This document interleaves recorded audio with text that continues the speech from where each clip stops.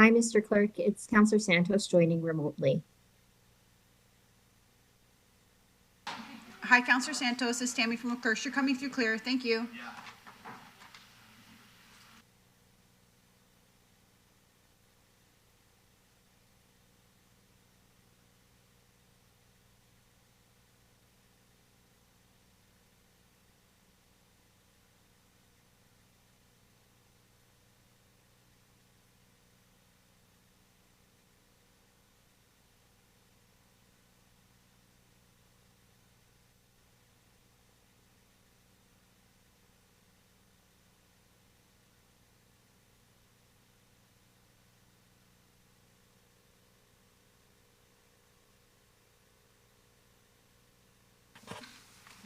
Good morning and welcome to our meeting of Brampton's Committee of Council. We will begin the meeting with the City Clerk calling the roll for attendance at today's meeting. Members of committee, I will call your name. Please indicate your presence. Councillor Tour. Councillor Singh. Councillor Fortini. Good morning. I'm here, Peter. Councillor Power. Present. Councillor Medeiros. Councillor Medeiros. I don't see online at the moment. I'll come back. Councillor Keenan. Present. Councillor Paleshi. Present. Councillor Vicente. Present. Councillor Santos. Present. And Chair Brar is present. Councillor Medeiros is absent. So you do have a quorum present. Thank you. Our next item is approval of agenda. Does any member wish to add a business item to today's meeting?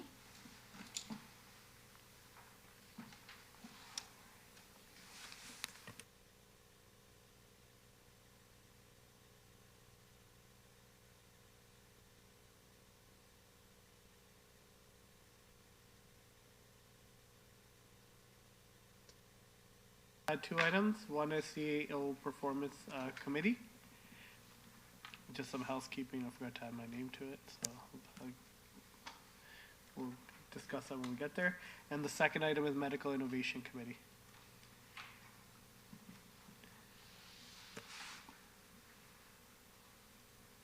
So through you, Chair Brar, the first item on the CAO Performance Review Committee will be item 11.3.2 is under Other Business, under Corporate Services section, and the Medical Innovation Committee will be under Economic Development as new Other Business under 10.3.1. Councillor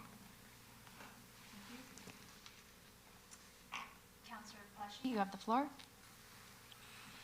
Thank you, Councillor Barr. I'd like to add a discussion item on Fletcher's Parkette.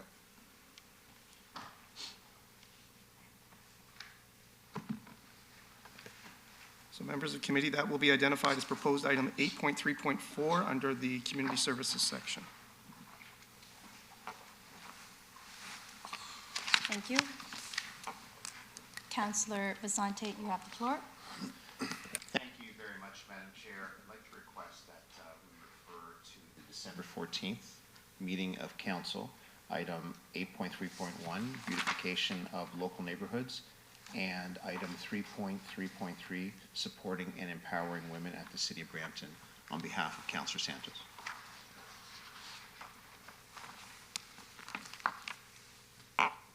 Thank you. Are there any more additions to this agenda? Through you, Chair Brar, just to provide a few updates. Item 6.4 on today's agenda is a delegation from Sylvia Roberts regarding property taxes and regarding current rate of inflation and union contracts. The City Clerk's office did receive this morning a slide deck related to that item, so it'll be distributed to members after the consent motion is considered.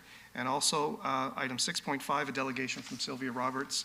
There were some speaking notes, and this is in regard to property taxes in Brampton to accompany her delegation. That'll be distributed to members of committee. We also have a request from Sylvia Roberts to delegate on item 6.3 on today's agenda, which is a delegation regarding the proposed Brampton Autism Center. And finally, we received an updated presentation in regard to item 6.8 from Kiba Thomas, and this is in regards to Declaration of Rights for Indigenous People and International Declaration of Rights for People from African Descent, and that will be included as well in the revised agenda published online after the consent motion is considered. Thank you. Councillor Paleshi, you have the floor. Thank you, Madam Chair.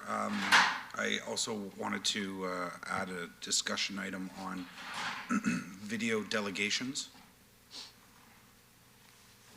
So through you, Chair Brower, that would be under the corporate services section, so it would be item 11.3.3 regarding video delegations. And just to clarify, it would be pre-recorded video delegations. Thank you, Madam Chair. Thank you. Are there any more additions to this agenda?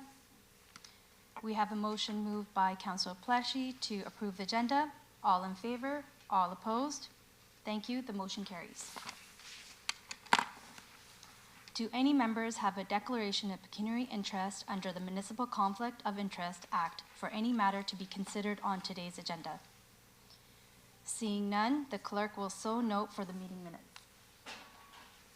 Committee, as a part of our consent motion process, I will read each agenda item that is subject to the consent motion, and any member may verbally identify the item to be held for debate during the meeting.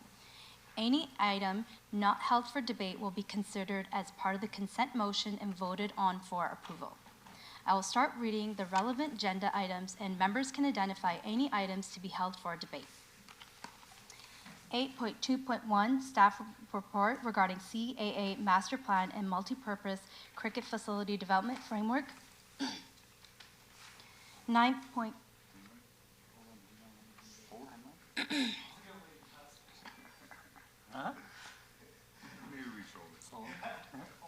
Hold by Councillor Singh. 9.2.1 Staff Report regarding administrative penalties, non-parking bylaw amendment to Schedule A. That is to consent. 9.2.2 Staff Report regarding update regarding the Towing and Storage Safety and Enforcement Act, TSSEA. To consent. 9.2.3 Staff Report regarding Towing and Storage Working Group Recommendations Update, bylaw regulated towing and storage fees increase. This item is also subject to delegations. 10.2.1 Staff Report regarding 2023 Economic Development Investment Attractions Missions. 11.2.1 Staff Report regarding Purchasing Activity Quarterly Report, second quarter 2022. That is to consent. 11.2.2 Staff Report regarding Active Consulting Service Contracts. That is to consent. 11.2.3 Staff Report regarding Advertising on City Property. Hi, Geetha. I think it's actually a gentleman that talked last time, and I think he may be on the spectrum, and he was Glenn. talking about. Hi, Glenn, it's Peter Fay. Sorry, your microphone is on. We're just Oh, muting. okay. Thank you. I'll turn it off. Thank you. Thank you. 11.2.3 Staff Report regarding Advertising on City Property Policy Update. That is to consent. 12.2.1 Staff Report regarding Parking-Related Concerns, Marmora Place, Ward 7, File I.AC. Please hold. Hold by Councillor Vicente. 12.2.2 Staff Report regarding request to begin procurement for Public Works Repair East Side. That is to consent. 15.1 Open Meeting Exceptions under Section 239(2)C of the Municipal Act 2001, a proposed or pending acquisition or disposition of land by the municipality or local board property acquisition matter. Hold by all the 15s. Hold by Councillor Singh. 15.2, do you want me to still read? Yeah. 15.2, open meeting exception. Hold all of them? Okay, so holding all 15s. 15.2, hold by Councillor Singh. 15.3, hold by Councillor Singh. 15.4, hold by Councillor Singh. 15.5, hold by Councillor Singh. And 15.6, hold by Councillor Singh. The clerk will summarize those items held by members for consideration or not part of the consent motion prior to approval of the motion. Through you, Chair Berard, and members of the committee, the following items are held with the balances identified by the chair to be approved on consent. 8.2.1, held by Councillor Singh, the report on the CAA Master Plan and Multipurpose Cricket Facility Development Framework. 12.2.1, a staff held by Councillor Vicente, staff report regarding parking-related concerns, Marmoro Place in Ward 7. And then all closed session items 15.1 through to 15.6 held by Councillor Singh for discussion in closed session. I have a motion moved by Councillor Keenan to approve the consent motion. All in favor? All opposed? Thank you. The motion carries. Next item is 6.1, possible delegations regarding the proposed amendment to the mobile licensing bylaw regarding Schedule 5, tow truck licensing, and the business licensing bylaw regarding the vehicle pound facility licensing. This item relates to staff report 9.2.3 on today's agenda. I'll ask the clerk if we have any delegations on this item today. Chair Berard, there are no registered delegations. I'll just ask, is there anybody in the audience that wishes to speak to committee on this proposed amendment to the mobile licensing bylaw? Seeing none, there are none, and we can deal with the item in agenda There are no order. delegations, so we'll move on and deal with the item in the agenda order. Councillor Singh, you have the floor. Both reports related to the, this one report related to this, that was approved in consent, or is that going? The one, through you, Chair Berard, one report was approved on consent, and the other report that was subject to the delegations was not included on the consent So motion. then we're gonna go to that item? Okay. Next item is 6.2, delegation from Elaine Bolduc, owner and VP Sales, Emmanuel Bolduc, Marketing Manager, Urban Blue Inc., regarding smart self-cleaning vandal-proof prefabricated washroom. Welcome, Alan and Emmanuel. You have up to 5 minutes. Thank you very much for your time. Emmanuel will do the presentation and she will start now. I'm just going to turn on my So I'm just assuming, just to change the slides out. Emmanuel, sorry, just, Yes. just pause for a moment. Just Councillor Vicente, you have the floor. Thank you. May I ask for council's indulgence to allow for additional time? All in favor? All opposed? Motion carries. Thank you. please proceed, Emmanuel and Alan. Thank you so much. Usually our presentation lasts 25 minutes. I'm really going to try to speak a little faster and go over some slide quicker. If ever you have any issues hearing me, let me know and I will slow down. We can start on slide 2. Or do I? Oh, perfect. So basically, just a little overview of the company. We were importing European product at the beginning, but we realized pretty quickly they were not adapted for the Canadian climate. So we did produce our own washroom. So that makes us the sole manufacturer of self-cleaning public restroom in North America. So all of our buildings are manufactured in our factory in Quebec, and all the parts that we use are 100% Canadian, and we're pretty proud of it. Next slide.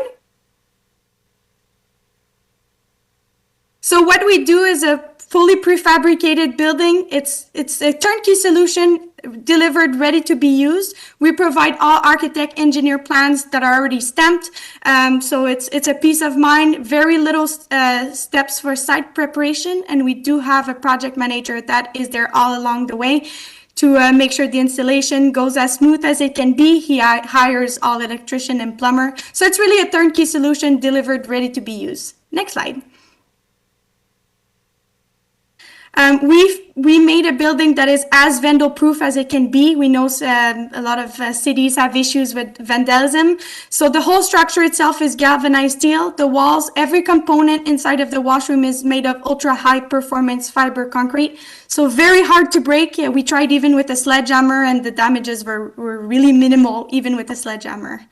As you can realize, sorry, Emmanuel, as you can realize, we deliver the toilet with a 12-inch concrete pad, so you don't have any concrete job to do to receive our toilet.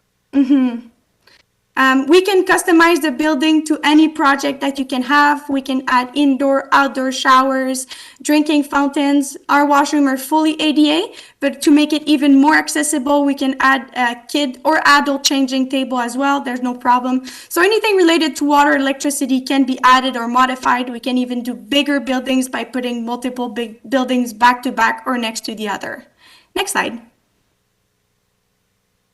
For the exterior finish, we have a wide variety of exterior finish. You have all the choices of all the components, so you can choose the color for soffit, gutters, stainless steel corners. It comes with the exterior lighting, and then as I said, we have a wide variety of exterior finish that you can choose from. We can even match the exterior finish to a building that you currently have, so that's no problem. Next slide. So how it works. There's 2 cleaning cycles inside of the toilet. So first of all, the bowl itself is cleaned, disinfected, and dried after each use.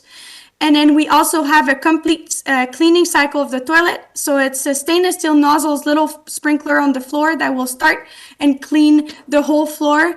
We suggest this cycle every 10 users, but that's a parameter that can be modified according to your preferences.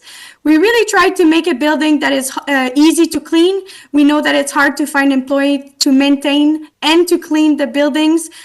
So first of all, they're self-cleaning, but if ever anything inside or outside, such as the walls are dirty, you can power wash it very easily. We do provide a power washer with the washrooms, so very easy to maintain as well.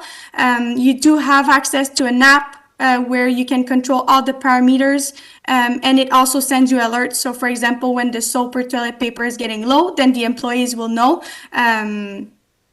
So next time they go on site, they'll know that they can add more consumables. The whole usage of the washroom is contactless. We really tried to make a building that is easy to use and easy to maintain. Next slide.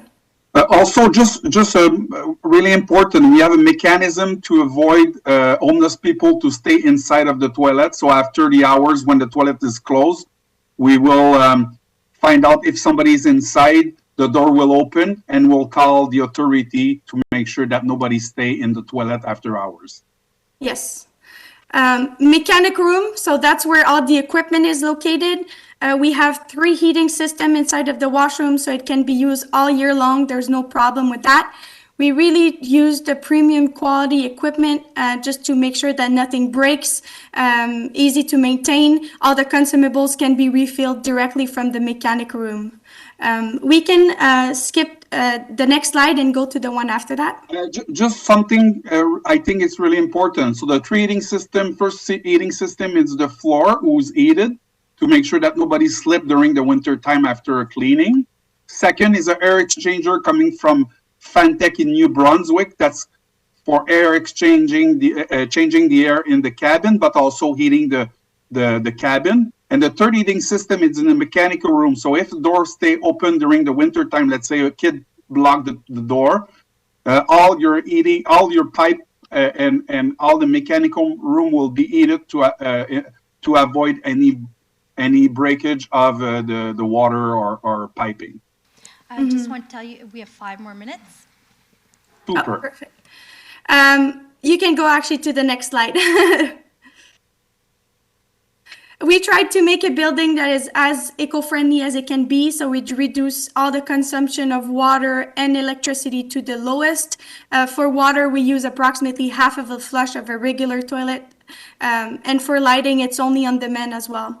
We also added sheet-by-sheet toilet paper dispenser, and the hand soap is distributed by pump system, so that way we can control the consumables, and we notice a big difference. There's less waste of toilet paper and soap by the users. Next slide. Our washrooms, they come in 2 sizes. So we have the single unit, which is 1 toilet, 1 mechanic room, and the double unit is 2 toilet, 1 mechanic room. So those are standard sizes. However, if you want a bigger building, we can always, as I said, add multiple building, one next to the other or back to back, and then we drain the roofs, so it looks like a big building as well. Next slide.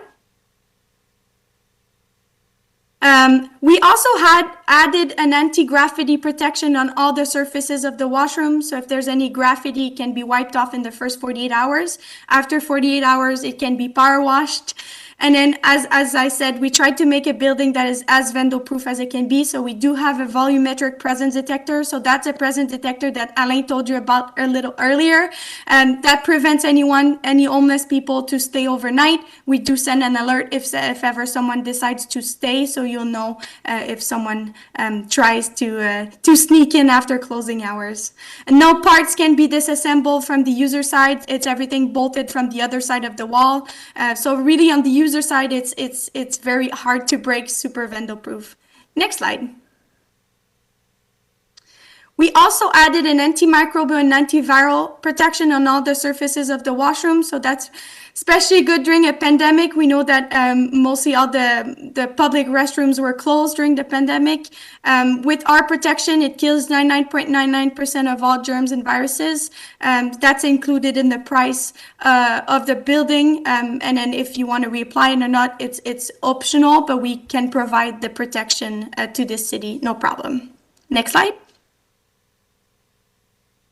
We do offer a great warranty on our buildings. So it's a 3-year warranty on parts and labor and a 10-year warranty on the structure.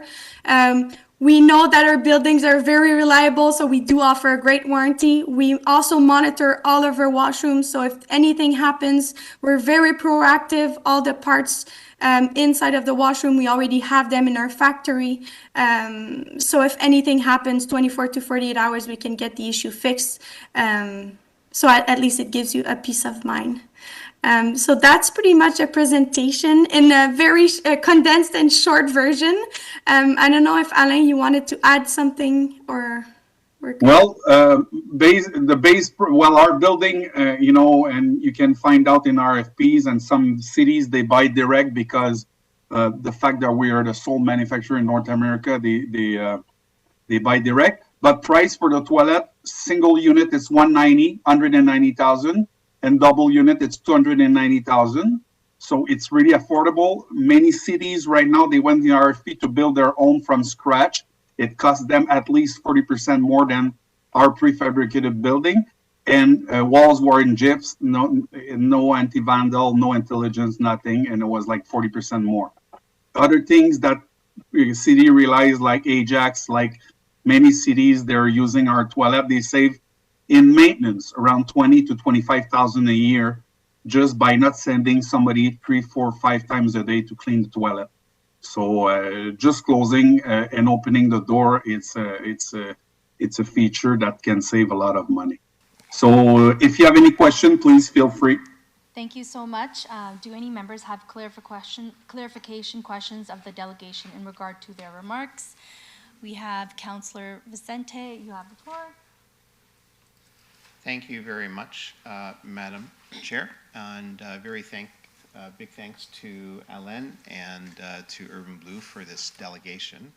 Myself, Councillor Santos, Councillor Singh, Mayor Brown attended AMO this past summer, and we were quite amazed and interested at the display that Urban Blue had there at the conference, and recognizing that here in the city of Brampton, we have a lot of parks where residents are always asking us if we could provide some kind of bathroom facility, and we usually default to the porta potties, which have limited popularity, one might say. But this is many steps above, and it's a really slick solution that we were amazed to learn is built in Canada, is customizable, and has been implemented in cities here in our country. And so my question would be, through you, Madam Chair, to Urban Blue, would it be possible for us to see in the future a demonstration model of one of these units? I understand you have mobile versions of this for demonstration purposes. Yeah, exactly. What you had saw at the AMO, that's our trailer. It's a replica of a toilet. It's a full replica, but we have some toilet installed in your area, or we will have some really soon. Ajax is already installed. If you would like to visit a toilet live, we can be there and show you all the toilet with all the features, the technical room and everything. Center Wellington and St. Catharines. St. Catharines will be installed this month. Also Waterloo, and so we have a live toilet. But if you want us to bring the trailer at your city hall to do a presentation, we'll be more than pleased to do it. We have done that with Ajax and Mississauga lately, so it's not a problem for us. Thank you, and through you, Madam Chair, I just would want to say that this is potentially a very exciting solution for us here in the city of Brampton, and I'd be very interested in having staff work with Urban Blue, perhaps to implement a pilot program with these units here in the city of Brampton. I would leave it to staff to work with Urban Blue and perhaps, when appropriate, involve members of council and consult with members of council in terms of potential location or locations. And I think that this is what some of the residents, many of the residents, have been asking us for. And it's very cost effective, it's self-maintaining, and is really a step above what we could possibly do, even if we were to build a traditional bricks and mortar solution, which would, as we know, be costly to maintain and to keep operating at a very high standard. And so that would be my motion through you, Madam Chair, and for members of council to consider today. And I don't know if the CAO wants to comment on whether or not this is sufficient direction. Thank you, Councillor Vicente. Through the chair to Councillor Vicente, this is actually a very timely presentation. Staff have been evaluating solutions such as these for parks that are not serviceable because the services are too far out and expensive, or parks that are highly utilized and the portalettes are vandalized. I'm intrigued by the fact that it claims to be vandal-proof, so we'd like to check that out ourselves. So a pilot program would be ideal. All right, thank you, and thank you, Mr. CEO. And so, Madam Chair, I would just move that we have staff work on developing a pilot program for us and to find a location or locations in the city. Thank you. So through you, Chair Brar, I just want to advise committee that this is a delegation without a staff report. It's new business. So under council's procedural rules, it could be referred to staff for consideration, but direction in terms of initiating, implementing a pilot project is something that committee can't do unless committee wishes to waive the procedure bylaw. The reason the rule is in place is because this is a new presentation item for which there isn't staff information to inform decision-making. So all committee can do under the procedure bylaw is receive it and take no action, or refer it to staff for further consideration, presumably a report back before taking that next step. Councillor Plesh, you have the floor. Thank you, Madam Chair. Just to kind of help move this along, I'm happy to, at the end of my comments, refer this back to staff to come back with a report on some sort of pilot project. I think this is a fantastic idea. I think this is the direction that the city needs to go. It's been talked about enough times, certainly at this table. I first saw this back 7 years ago in Windsor at AMO, and thought that this was a great idea. I don't know the intricacies of how this gets put in place. I don't know the costs. I don't know the plumbing, nor do I really want to know the plumbing, but I don't know the plumbing. But I think this is the step forward. You know, we often hear about our seniors, struggling to find a washroom when they need, and nobody should, somebody that has those needs should never struggle to find a bathroom. But also to mention the cleanliness of our splash pads as well. So huge benefit, huge opportunity for the city. I certainly would like to see what that report comes back with. But that being said, I don't know if Urban Blue was in Windsor 7 years ago. I don't know. Yes, that was us. Oh. And also for your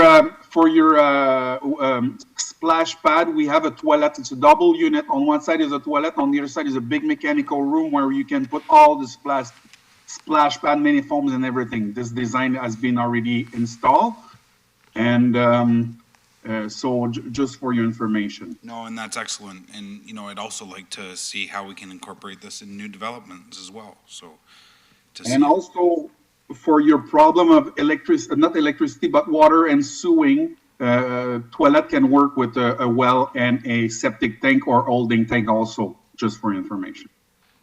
Okay. So happy to move that referral back to staff. Madam Chair.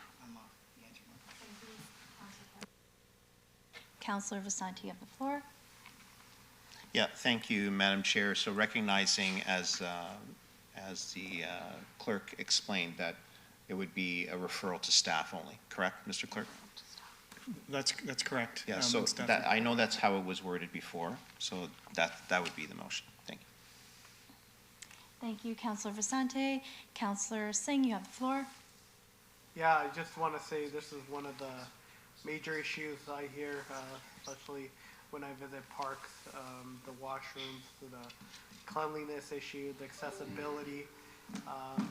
You know, it's sometimes tough because in communities, we send surveys out and nobody really wants a washroom in their park, but it is an accessibility issue when you're talking about seniors who are 70 and 80.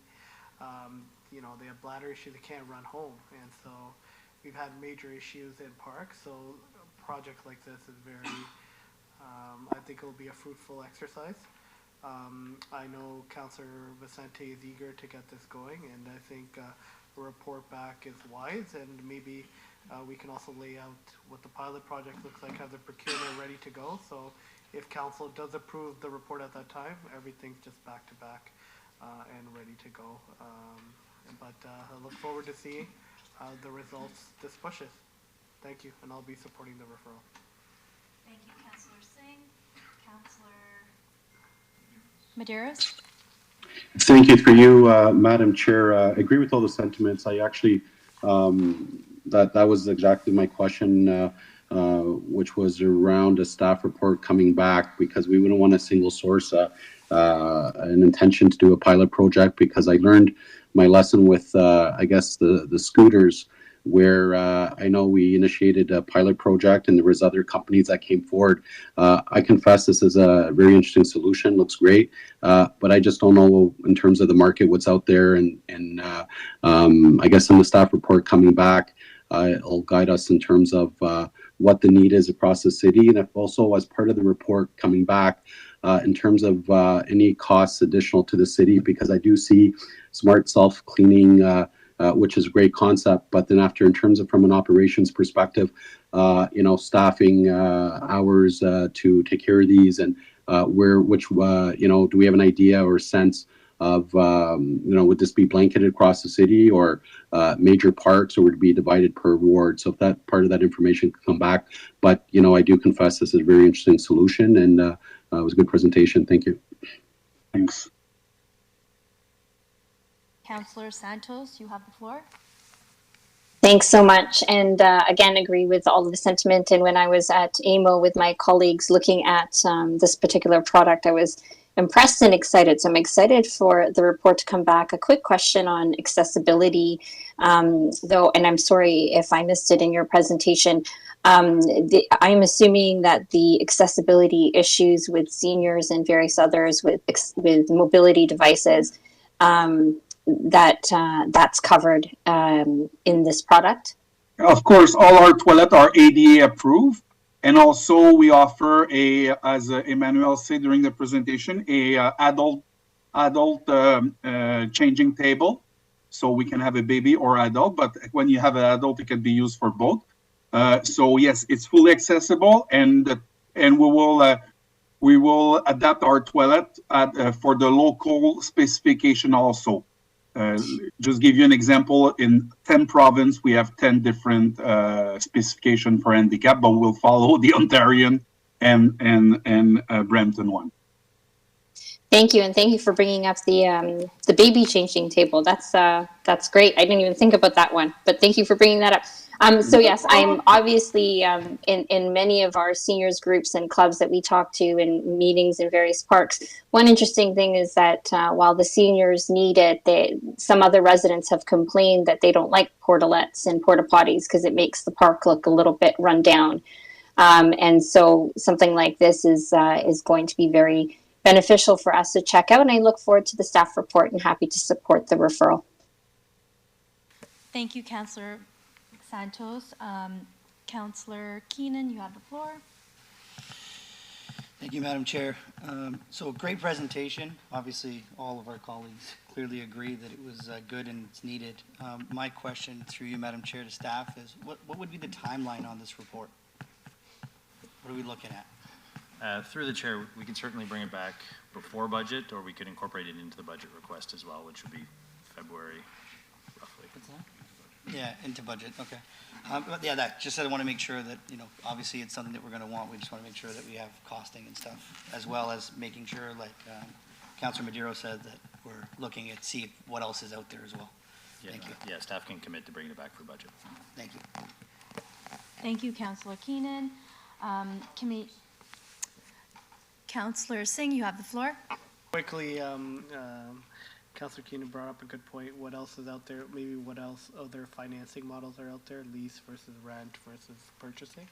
So good point, Councilor Madero and Councilor Keenan. And I think we should see what's out there and look forward to the report back. Thank you.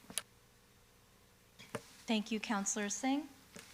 Committee, as this delegation is without accompanying staff report, committee can only receive the delegation or refer the delegation request to the staff for report. I have a motion moved by Councillor Vasante to refer to staff for consideration. All in favor? All opposed? Thank you. The motion carries. Next is item 6.3, a delegation from Glenn de Bearmaker, Chair, and Geetha Morthy, Founder and Executive Director, South Asian Autism Awareness Center, regarding proposed Brampton Autism Center. Welcome, Glenn and Geetha. You have up to 5 minutes. Hi, thank you, and thank you, Madam Chair and members of committee. I won't do the presentation because I want to stick within our 5-minute time limit.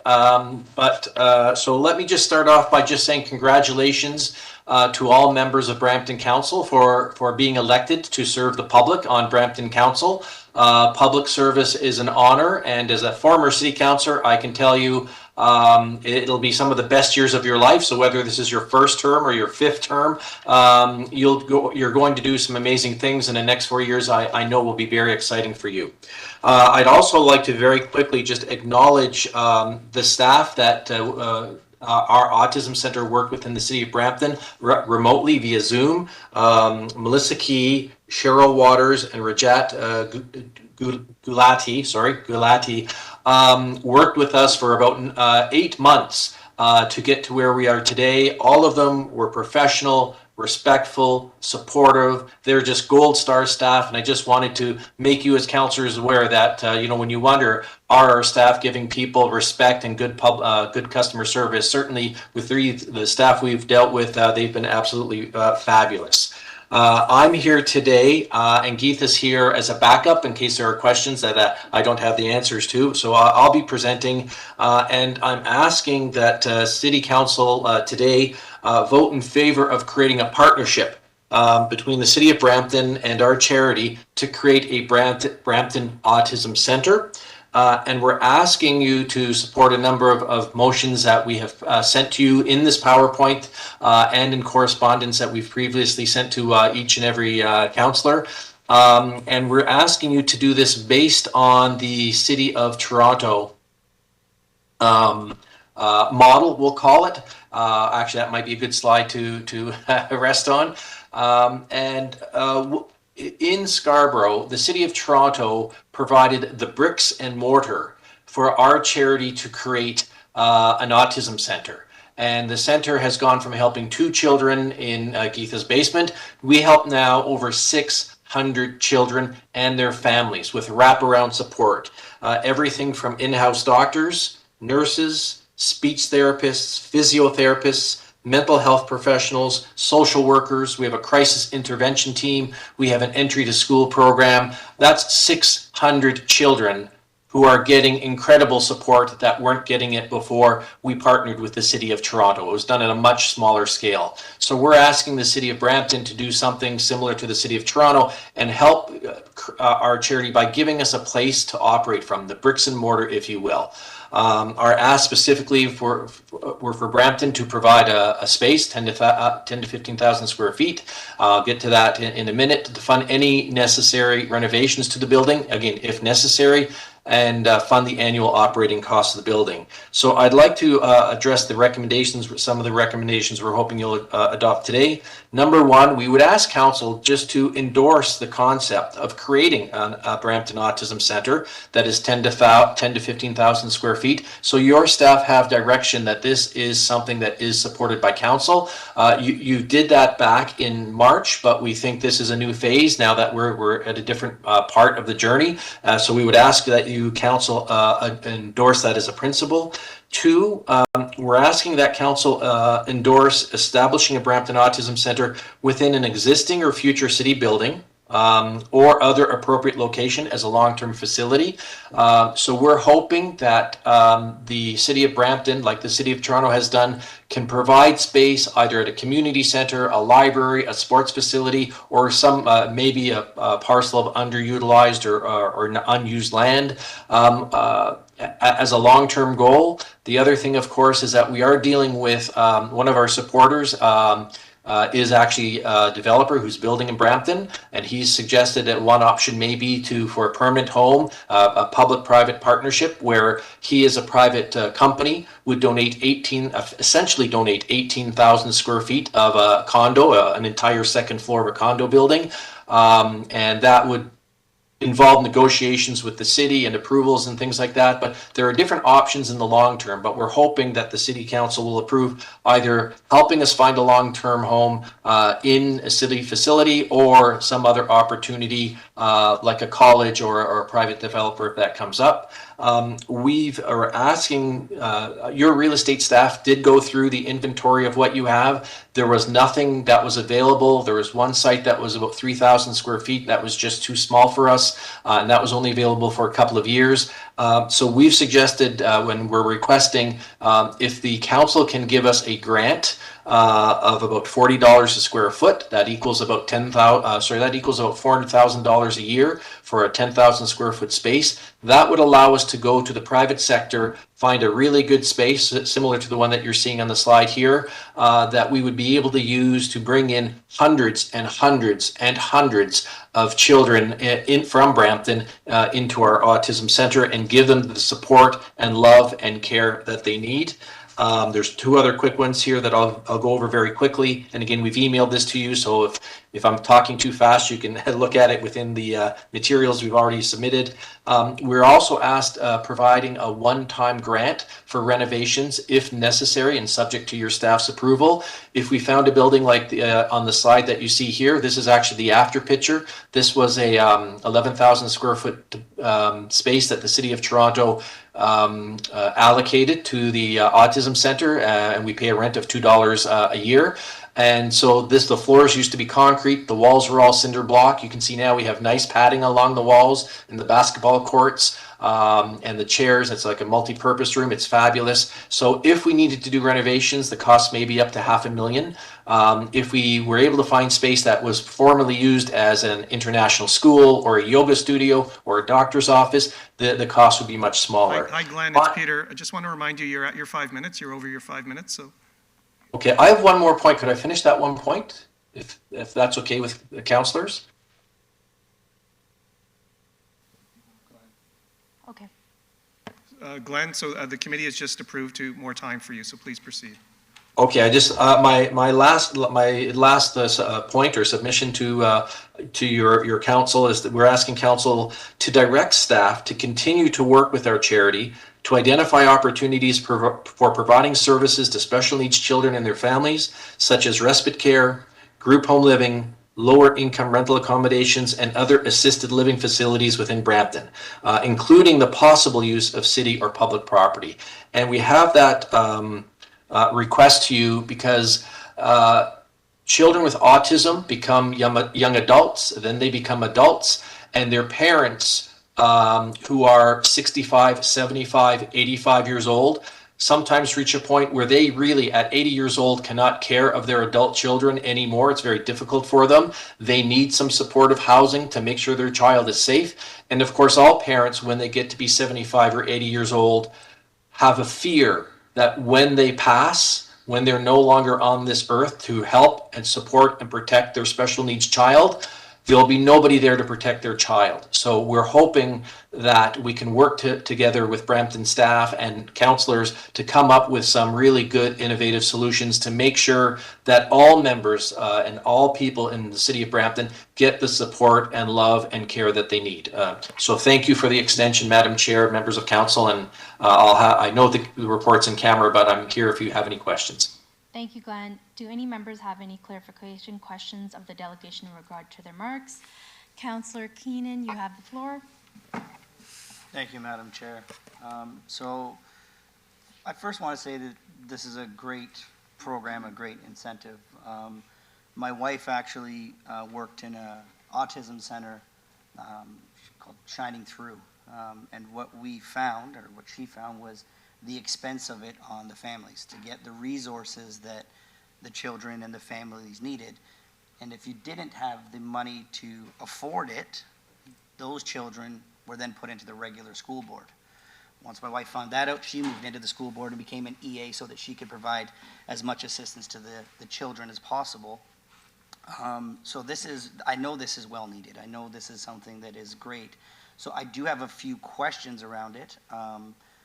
Is this a program that's free to the families, or is there fees associated to people attending and receiving care here? The answer is both.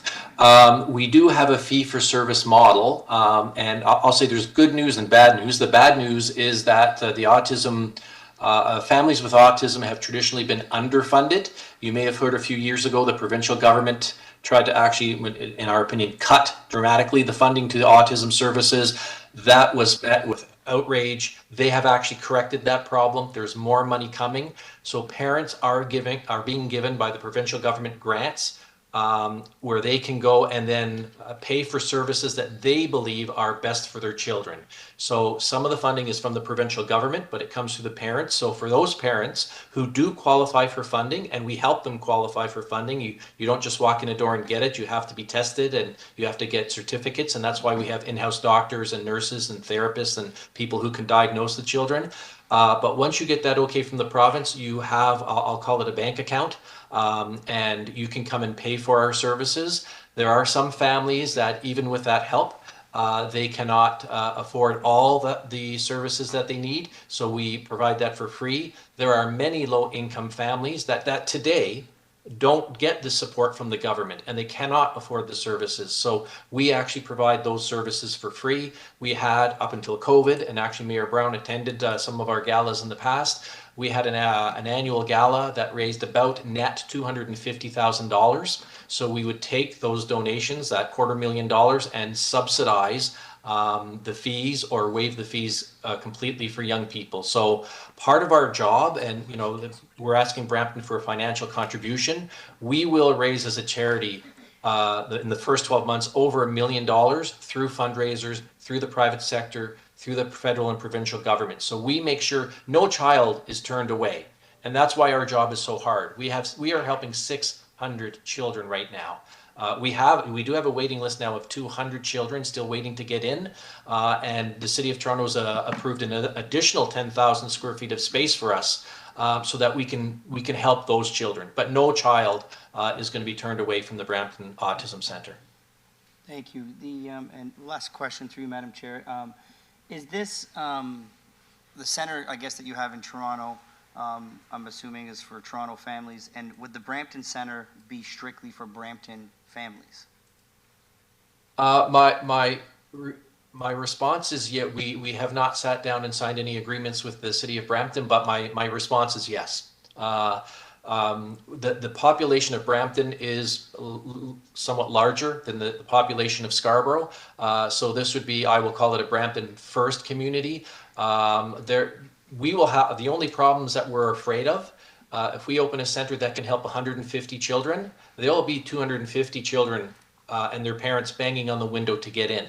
So our problems will not be one of having to find children from Oakville or Mississauga or Caledon or West Toronto.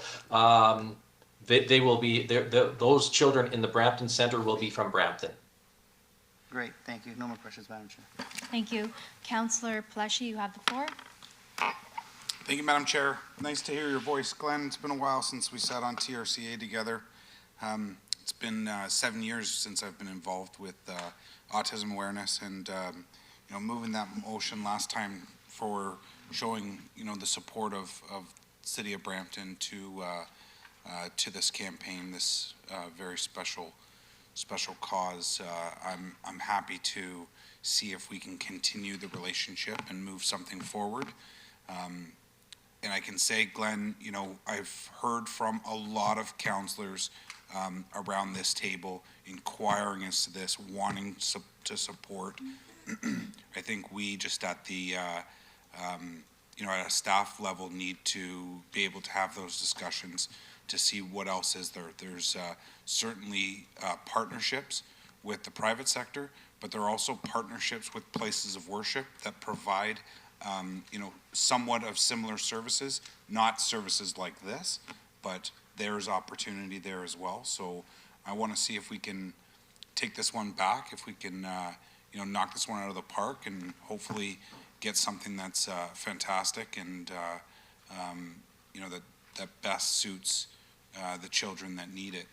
I had talked last time when you were before us, Glenn, about the opportunity to have this housed at the Environmental Education Center, and I think that is a fantastic location, something that we can have incorporated into that. I also think that this council, with having 5 members of the Conservative Party sitting at the Ontario table, that we can certainly advocate for this and see if we can get some funding for that bricks and mortar. And I think that you know, there's a lot of partners out there that are willing to share and help, and I think that we need to just put our heads together to see what partners they are and get out in front of them and see if we can make this a campaign to get it going. So Glenn, wanted to thank you for delegating, and happy to move this, refer this back to staff to see if we can come up with something that's really special in terms of some of the comments that members of council have made here today. And thank you, Councillor, and we appreciate that, and that's why we want to be flexible, because you never know where you're going to land, so we want to keep all options on the table. The important one for us is that council give direction to staff to continue the process. When we first started off on this journey, staff, who again have been amazing, Gold Star staff, but they said to us, they were very straightforward. We cannot do anything unless council gives us authorization and direction. So part of our request today is to make sure that the motions that you and council approved back in March, now it's December, that they have that direction and they feel comfortable looking at different options with us, and actually perhaps, like you said, taking the initiative and reaching out to other government agencies. They can't do that without your direction or authorization. So thank you for that suggestion. Thanks, Glenn. I appreciate that. I thought that kind of was the direction last time, but maybe we have to, now that we have some figures and stuff, we have to, and a new council, we have to go in camera to just have a chat about the finances, and then maybe once we come out of the council in camera, then we'll have the clear direction. Thank you, Madam Chair. Thank you. Councillor Medeiros, you have the floor. Thank you, through you, Madam Chair. Glenn, nice to talk to you again. So, Glenn, just the first question being that the grant ask that you've asked for, is there an existing provincial grant or anything that you'd be able to tap in that would cover, like by specifically asking Brampton, is it because that there's no funding envelope out there that would allow you to do what you're asking us to do, or is there any duplication there? I don't think there's, sorry, I don't think there's any duplication. We approached Brampton based on our experience in Scarborough and based on my personal experience as a city councillor in Scarborough, where once the city of Toronto provided the bricks and mortar, if you will, and made that contribution with no support from any other level of government, the city just said, like they do to other services and for food security and for mental health and for new immigrant services. We have community hubs where the city provides the bricks and mortar so that the charities have a place to operate. Once the city provided that, we were able to go out and our budget now is about $7 million a year, our operating budget. So we go out and get additional dollars for operating. So our entry to school program, again, we have 600 children that we're helping, 60 full-time staff. So the provincial government pays for that. There is in one of our grants, so not most of them, but in one of our grants, the province does have an allocation for rent. But right now in Brampton, we have nothing to present to the provincial government because we don't have a center, we don't have a footprint, we don't have a presence. I think once we got a bricks and mortar location, our chances of success just increase exponentially. And if we were ever able to get an allocation that said there's a portion for rent or overhead, then we would be very happy, and that could be part of the agreement with the City of Brampton, that if in the future another government provides some funding for rent or utilities or operating, that then the city's portion would be reduced proportionately. We'd be very comfortable with that. But as of today, no, we could not go out today just on our own and ask the provincial government for what we're asking you. Yeah, and that's through you, Madam Chair, and that's an important point. And I know we discussed when we discussed also, and if you can repeat that figure, because I was sort of blown away when, you know, it's one thing for us to provide a grant, and you know, obviously we're going to have to consider this, and there's a lot of considerations that go into this, but you talked about that would leverage investment from your current sponsors. Can you just elaborate maybe on that for our knowledge? Yes, and I'll it'll be maybe in two categories. The first category, I'll call it, is if the City of Brampton, like the City of Toronto, was able today, say you had part of a community center that you could allocate to us. That's not the end of the story. In order to open the door, I mean, that would be wonderful, but in order to open the door, we have to hire doctors, we have to hire nurses, we have to hire mental health experts, we have to hire social workers.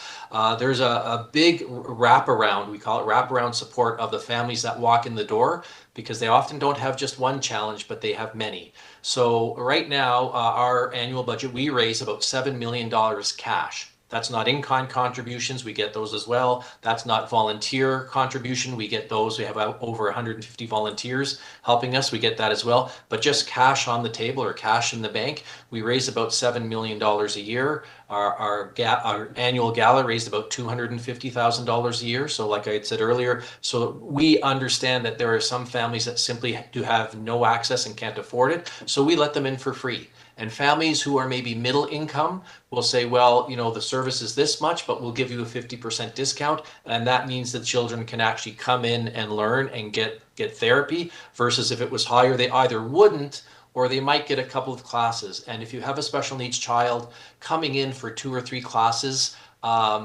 it doesn't work. These children will need lifelong support. So it's not like you can send your child to, say, piano lessons and say, well, after 6 months, they're better and they can just go off on their own. No, if you have a special needs child, they'll be there for a very long time. So again, we raise millions and millions of dollars. And I can guarantee you, if we get a footprint in Brampton, we will get money from the provincial government, money from the federal government.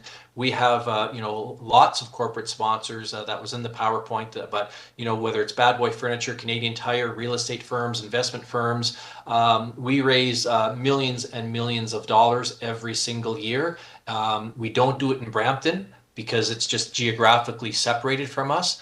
By helping us have a home in Brampton, we will be knocking on a lot of doors and we will bringing in expertise and money that you've never seen before. And we're going to be very proud of that because our goal is to help these children and their families. Yeah, no, and that's great, Clint. Thank you very much. And I think that's important.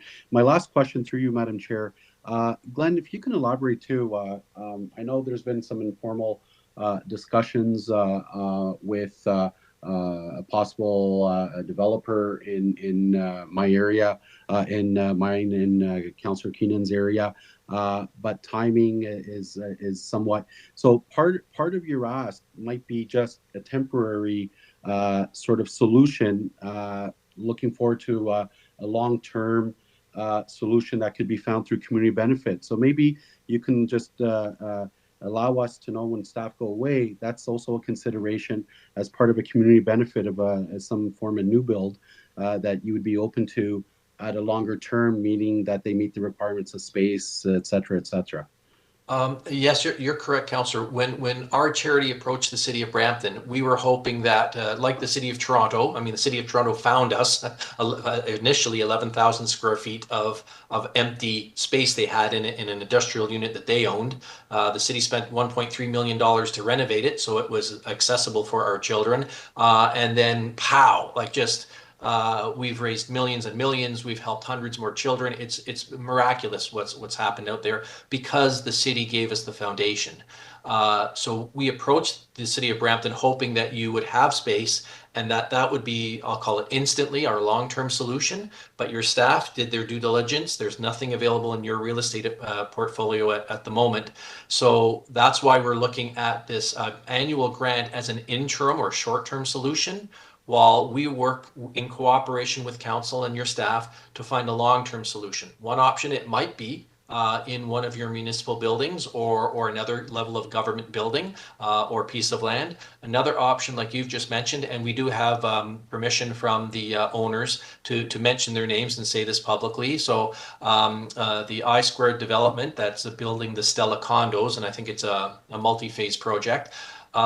Sam and Fanny DeCaria, the two of the owners of that company, and their partner, Frank Bruno, Bruno. Sorry, not Frank. Anyway, that's another friend of mine. Bruno Supa, the three principals of that company have said that they are willing to work with us. So this is a pledge. And again, their families has a son who's 26 years old, who's on the autism spectrum. They're very dedicated. They founded a charity called Autism Canada some 20 years ago. So they're very motivated to help special needs families. They have a concept, which we fully support, that as they build their 30 or 40 or 45 story condo, that they essentially donate one floor of the condo to our charity so that we can help special needs children. And so that would be, as you can imagine, 18,000 square feet of a condo floor. You're looking at, well, easy $25 million donation. And some of it would be a straight out donation where they give cash. Some of it, because they're building the condo, would mean that they would sell it to us at cost. So there's no markup. And third is they would help us go to CMHC through the affordable housing programs that are already existing and get the funding for a charity that we could pay a mortgage at a low interest rate and at an affordable rate, because it'd be an affordable housing project to cover that mortgage. So that, I would think, to my knowledge, has never happened before in the City of Toronto. I was a councillor for 15 years, and you know how big the City of Toronto is. With the hundreds and hundreds of condos that have been built, I can't remember a single developer saying, I will allocate an entire floor for a charity to help special needs people. It's unheard of. It's amazing, and I'm very excited about it. But we are in the early stages because that developer, of course, has to come to your council and to your planning department. They have to get their approvals, and so, as you know, any development application is many steps and a long process. So I'm thinking that from today, it would be 4 or 5 years before, if all went well and all the agreements were put in place, it would be 4 to 5 years that before we would move into that permanent location. That would mean our request of you as a council is that give us that interim funding for a place, and again in the contract saying that this contract shall end when we find a permanent location, so that we can actually go out now and help special needs children. We don't want to wait 5 years because we know today, and I can guarantee you that there are hundreds of children in Brampton that are not getting the service they need today. And we want to provide that service to them today. Yeah, and thank you so much, Glenn. And without a doubt, I think all of us on council would recognize the need in our community, and it's I know the amazing work you do, and it's great to see that you're not just simply looking towards the city for solutions. You've met with different groups, different organizations. You're looking at some innovative approaches, and certainly I support Councillor Peleshi's referral to staff to come back with what are some possibilities. But without a doubt, thank you so much, Glenn, for bringing this, and certainly our community has a huge need. Now it's just trying to find a creative way to sort of satisfy all parties. But I am very interested in that sort of proposal with the developer in question, just because it's a win-win-win for everybody involved. And certainly the community benefits and the impact is just huge. So thank you so much, Glenn, and I look forward to the report and our further discussion on the matter. Thank you. Thank you so much. We do have a delegation. Can we call up Sylvia Roberts, Brampton resident, for this matter? You have up to 5 minutes.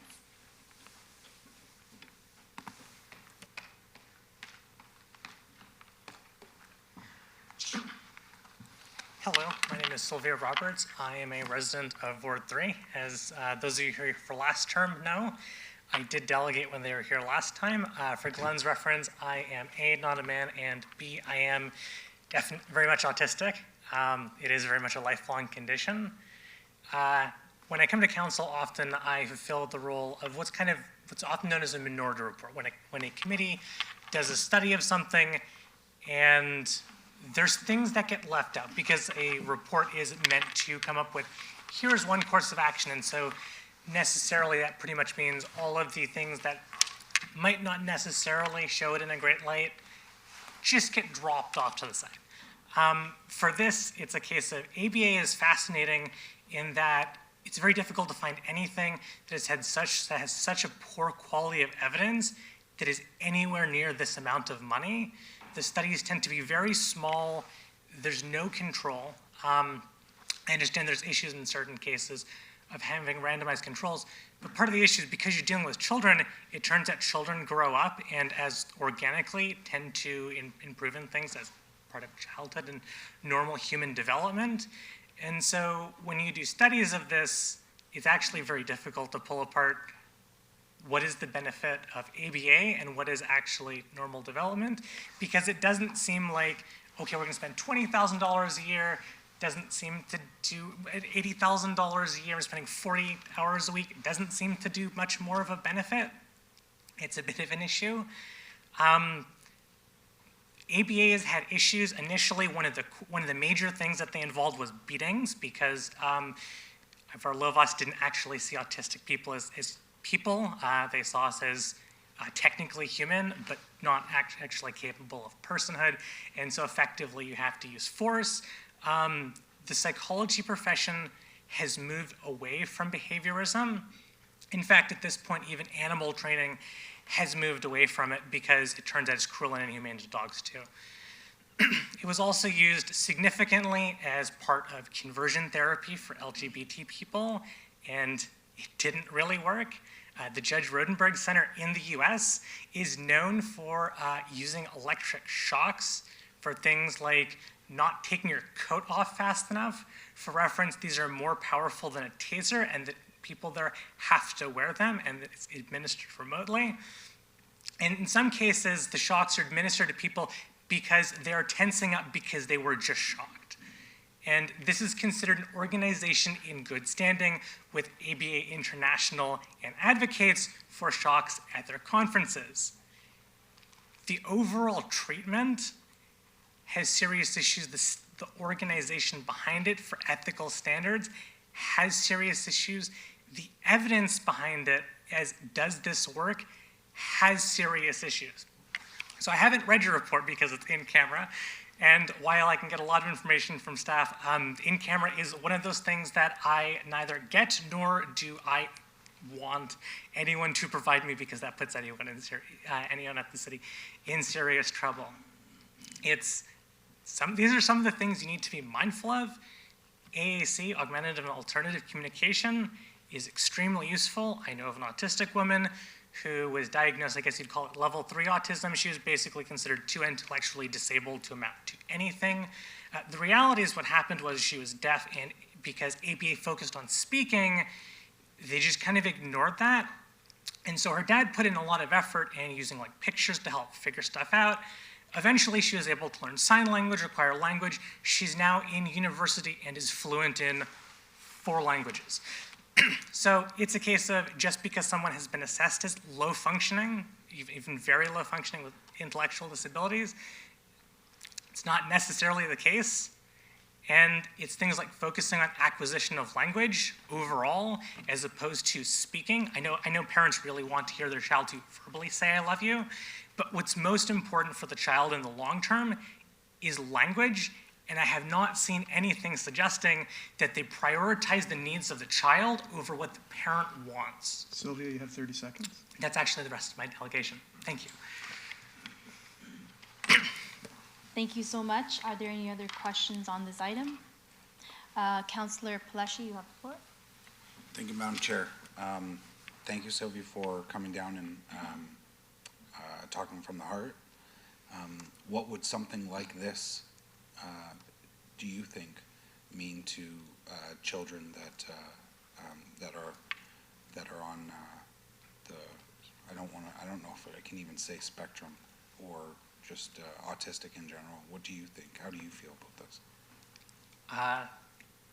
From everything I've seen, I have serious concerns like, are there autistic people involved to make sure the needs of autistic people are seen to in this, or is it just about what parents want? Because so it's, behaviorism can look in the short term like it's delivering results, but in the long term has serious issues.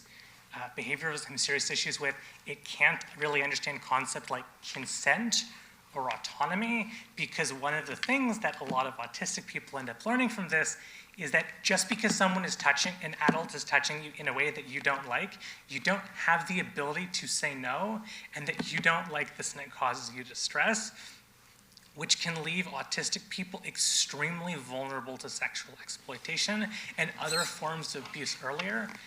The lack of safeguards in ABA in general, and I've seen nothing from the applicant, and I've looked at the website, I haven't seen anything that ensures that the needs of autistic people are actually taken care of, as opposed to parents are freaking out because their child has been diagnosed as autistic. They're told you have to get a huge amount of intervention very quickly or your child is doomed, basically. And so its parents are in a desperate location, and ABA promises it will do something. In the short term, it might look like it's doing stuff. But the long-term benefits is questionable, and ABA also has this interesting thing where they don't actually check to see if it's safe or if there's negative outcomes to the children, which is generally a red flag if no one wants to. It's like, surely if an intervention works, you should be able to say if it's safe, and if there are negatives, because sometimes treatments have negatives, that you can clearly show that the benefits outweigh the negatives. And I just don't see it. So as an autistic person, I'm quite concerned for autistic children. So you have some concerns on the operation of something like this. You said something I've never heard before, autism helping autism, and similar to, we know, and it's proven that addicts help addicts. But you're saying that, and I've never heard that before, there's opportunities where autism can help autism in terms of the operation of a facility like this? Yes, I believe I did mention Autistics for Autistics last time, and it's a case of there are a lot of little things that can make life so much better. So for example, a grocery store, for example, mom wants to take her kids into the grocery store, and its grocery stores are loud and they're bright, and so it's a case of the ABA approach is basically ensuring compliance and get, like, the kid is trying to indicate that they're distressed and getting them to suppress the signs that they're distressed. Mm-hmm. But one of the issues you find with people, and one also why it's moved away from in dog training too, is when someone is indicating to you that they're in distress and you teach them that they're not allowed to indicate that they're in distress, this doesn't make the distress go away. And so what you can wind up with is you're in a grocery store and you now have you're going to check out and your child is now having a meltdown in front of everyone. But because they've been trained to hide the distress, you didn't know it was coming. Similarly, in dog training, there's been lots of cases of behaviorism used on dogs, and when a dog growls to indicate it doesn't like that, it's trained to not do that, and then a child backs the dog into a corner, pulls its tail, and then gets bitten badly. Yeah. So but there's basic things. For example, if it's too bright, I have glasses up there that fit over my glasses that are quite effective at reducing brightness. I have headphones that I can put on, that reduce the sound and the music, and it makes it much more manageable. I can go at different times to the grocery store because sometimes I need to do shopping in person. And there's ways, it's actually reducing the distress instead of trying to hide the behavior is something that benefits autistic people significantly, but ABA isn't really good at, because reducing the things that cause you distress is not a behavior. I understand. Thank you, Sylvia. Thank you, Madam Chair. Thank you so much. Are there any other questions? I have a motion moved by Councillor Pelletier to refer back to staff. All in favor? All opposed? Thank you. The motion carries.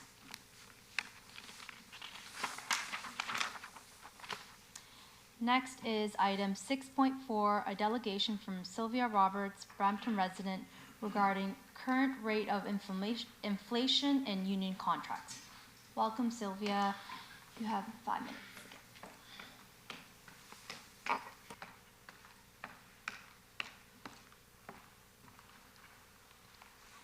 Hello, I just need a moment to pull this up.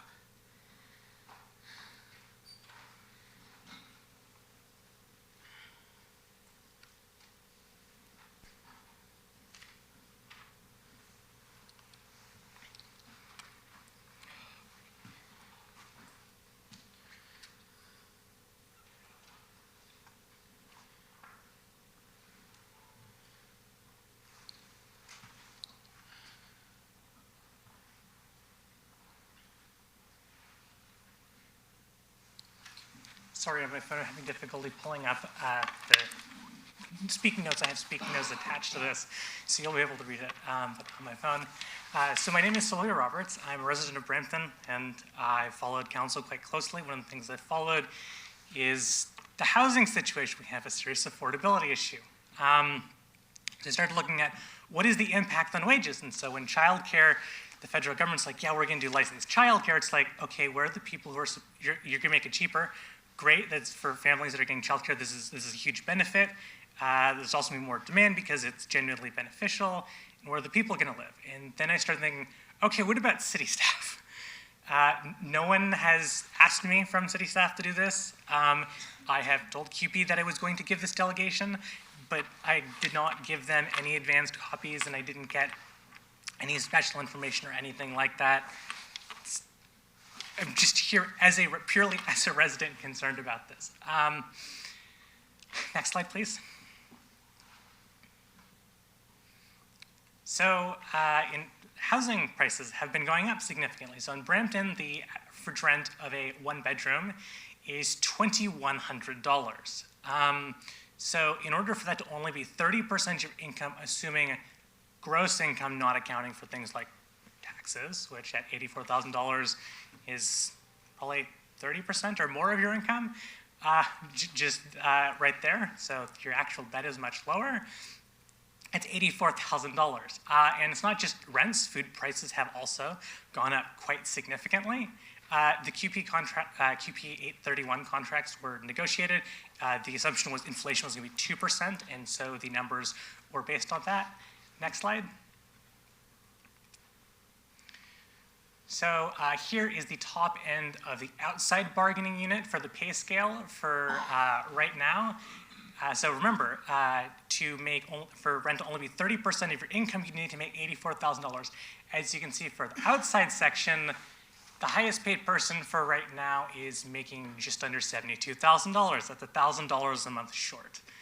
That's kind of a problem. Next slide. Here we have Schedule 2A, the office side jobs, and again, we're also way short of being able to afford a one-bedroom apartment. So I'm not saying that you should be able to raise an entire family on these wages. I'm saying if you have a job with the city at the top end of the pay scale, you should be able to afford a place for yourself. I don't think that's a particularly unreasonable ask to, as a resident, to expect the city to pay and employees, and that could be fun when you negotiate the contract next year, or not next year, for 2024. Next slide. Here is the out of schedule stuff, and a couple for the outside inside get close, but also they still fall a little bit short of making enough to afford a one-bedroom apartment. Next slide. So here is 1A from the professional technical stuff. So the city is expected to grow by a huge amount, and so we're going to need to get a lot of planners. Okay, so the assistant development planner, for example, planning can correct me if I'm wrong, but this generally requires a 4-year degree, and here we're seeing they make well short of being able to afford a one-bedroom apartment. So we have an entire generation of people who've been told, go to school, get a degree, and you'll be able to make enough to support a family. But here, someone with a 4-year degree cannot even afford to support themselves with current housing prices in Brampton. Is this next slide? So inflation is significantly higher, and so just to catch up with inflation so that staff isn't taking a real pay cut for inflation and ignoring housing, there's going to need to be a significant increase in wages. So the city might be like, well, okay, so we're going to cut staff, except you're supposed to, the city's estimated you can grow by 400,000 people. So there's no capacity to add cuts. At best, you're going to slow the rate of increase in staff. But even there, if you stop having new people coming in, then the workload on existing staff will rise, and you'll get staff burnout, and people start quitting. Sylvia, you have 30 seconds. Thank you. So you run the risk of collapses in government services. So the next time it's up for renewal, expect decent size asks just to catch up with inflation, not to mention the housing crisis. And I wanted to give you a heads up because I'm not sure anyone has flagged this to you, and I wanted to make sure it's in the public record, that you're all well aware that if you don't start accounting for this now, it could blow up in your face and you'd still have over a year to the next election, so that could end up quite ugly. Thank you. That's my delegation. Thank you so much. Do any members have any clarification questions of the delegation in regard to their remarks? Committee at this delegation is without any accompanying staff report. Committee can only receive the delegation or refer the delegation request to the staff for a report. I have a motion moved by Councillor Keenan to be received. All in favor? All opposed? Thank you. The motion carries. Next is item 6.5, a delegation from Sylvia Roberts, Brampton resident, property taxes in Brampton. Welcome, Sylvia Roberts, again. You have 5 minutes. Hello, my name is Sylvia. I'm a resident of Brampton. I'm sorry for the repeated delegations, but council kind of didn't meet for effectively 6 months, and so things, I think of speaking notes. Those get pulled up.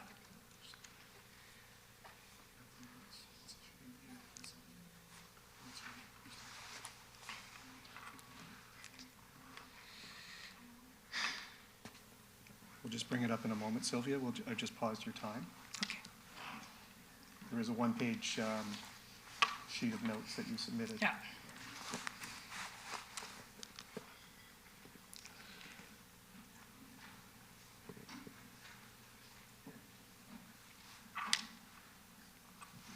Sorry, I can actually get this up front, it's not the slides. Good morning, Council. My name is Sylvia. I'm a resident of Brampton. I follow the city's budgets every year. As the councilors who served last term know, I've been following it. So 2019, 2020, 2021, 2022, and I've noticed a significant issue.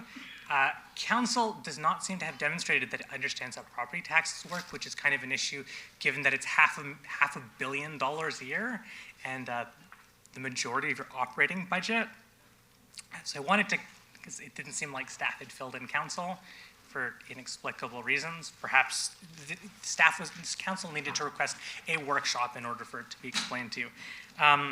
So one of the things that's come up is the city focused a lot on property tax rates. The thing is, council doesn't really set property tax rates. You set a target. The way property tax works in Ontario, unlike the US, is so there you set a mill rate, a percentage of the assessed base to raise. In Ontario, it was changed so you set a target amount. This is your budget envelope, and this is how much you're trying to raise off of it. And so staff takes that number and figures out, just divides it over the assessment base, and this is how it gets its rate. So the rate is an interim number that's not particularly useful. One of the big issues for the city of Brampton is the assessments currently are based off 2016, and in 2016, Brampton's assessed value, the average property was, or the average home value was 18% less than the GTA average. And so just based on this number, because the cost of delivering services is not gigantically cheaper than Toronto necessarily, this by itself means the rates are going to be higher. And so you look at January 2022, Brampton's average is actually at 110%.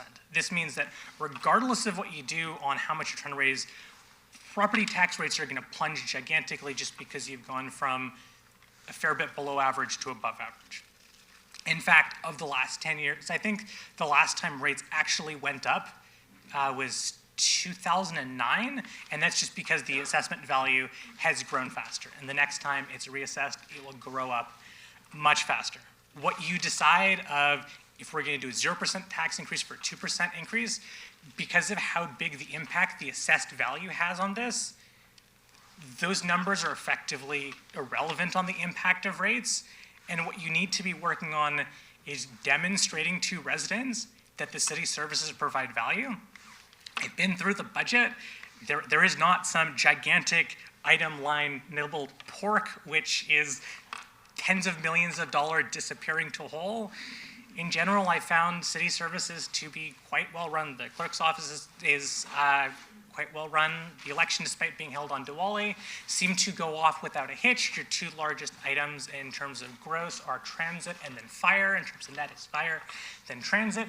The fire department is one of the best run in North America, and that is what when you try to do a third-party audit, it's like, yeah, you have one of the most effective fire departments in North America. But if you asked a resident in Brampton, how many people do you think could identify that Brampton Fire is in the top 1% in North America in terms of effectiveness of fire departments? Yeah, there's a somewhat small pool. So it's not so much that the city isn't delivering on services, it's that residents are not aware of all of these services the city provides and the quality of services that are provided. I've shown the numbers of previous budgets, and when you look at it, one of the reasons Brampton's numbers are seem larger is because we just have a larger household size. We have in Toronto it's like 2.5, in Brampton it's 3.6 for the average household size. So it's just more people you need to provide more services.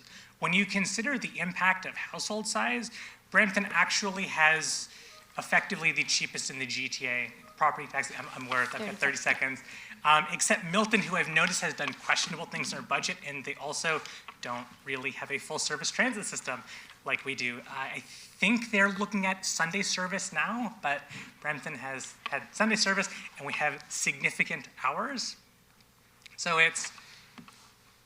you probably need to have a workshop for council to properly go through with finance staff how property tax works. And I think residents would also appreciate communication on how does it work, because when I've talked to people, basically no one can explain how it works. Thank you. Thank you so much. Do any members have any clarification questions of the delegation in regard to their remarks? Committee, as this delegation is without any accompanying staff report, committee can only receive the delegation or refer the delegation request to staff for a report. I have a motion moved by Councillor Power to receive the delegation. All in favor? All opposed? Thank you. The motion carries. Next is item 6.6, a delegation from Sylvia Roberts, Brampton resident, update on transit ridership. Welcome, Sylvia, again. You have 5 minutes. Hi, my name is Sylvia. This is the last one for today. I actually hate being in this chamber. The lighting makes me feel stressed out. It's actually quite tiring on my eyes. So last term in council, I was in the city's transit advisory committee.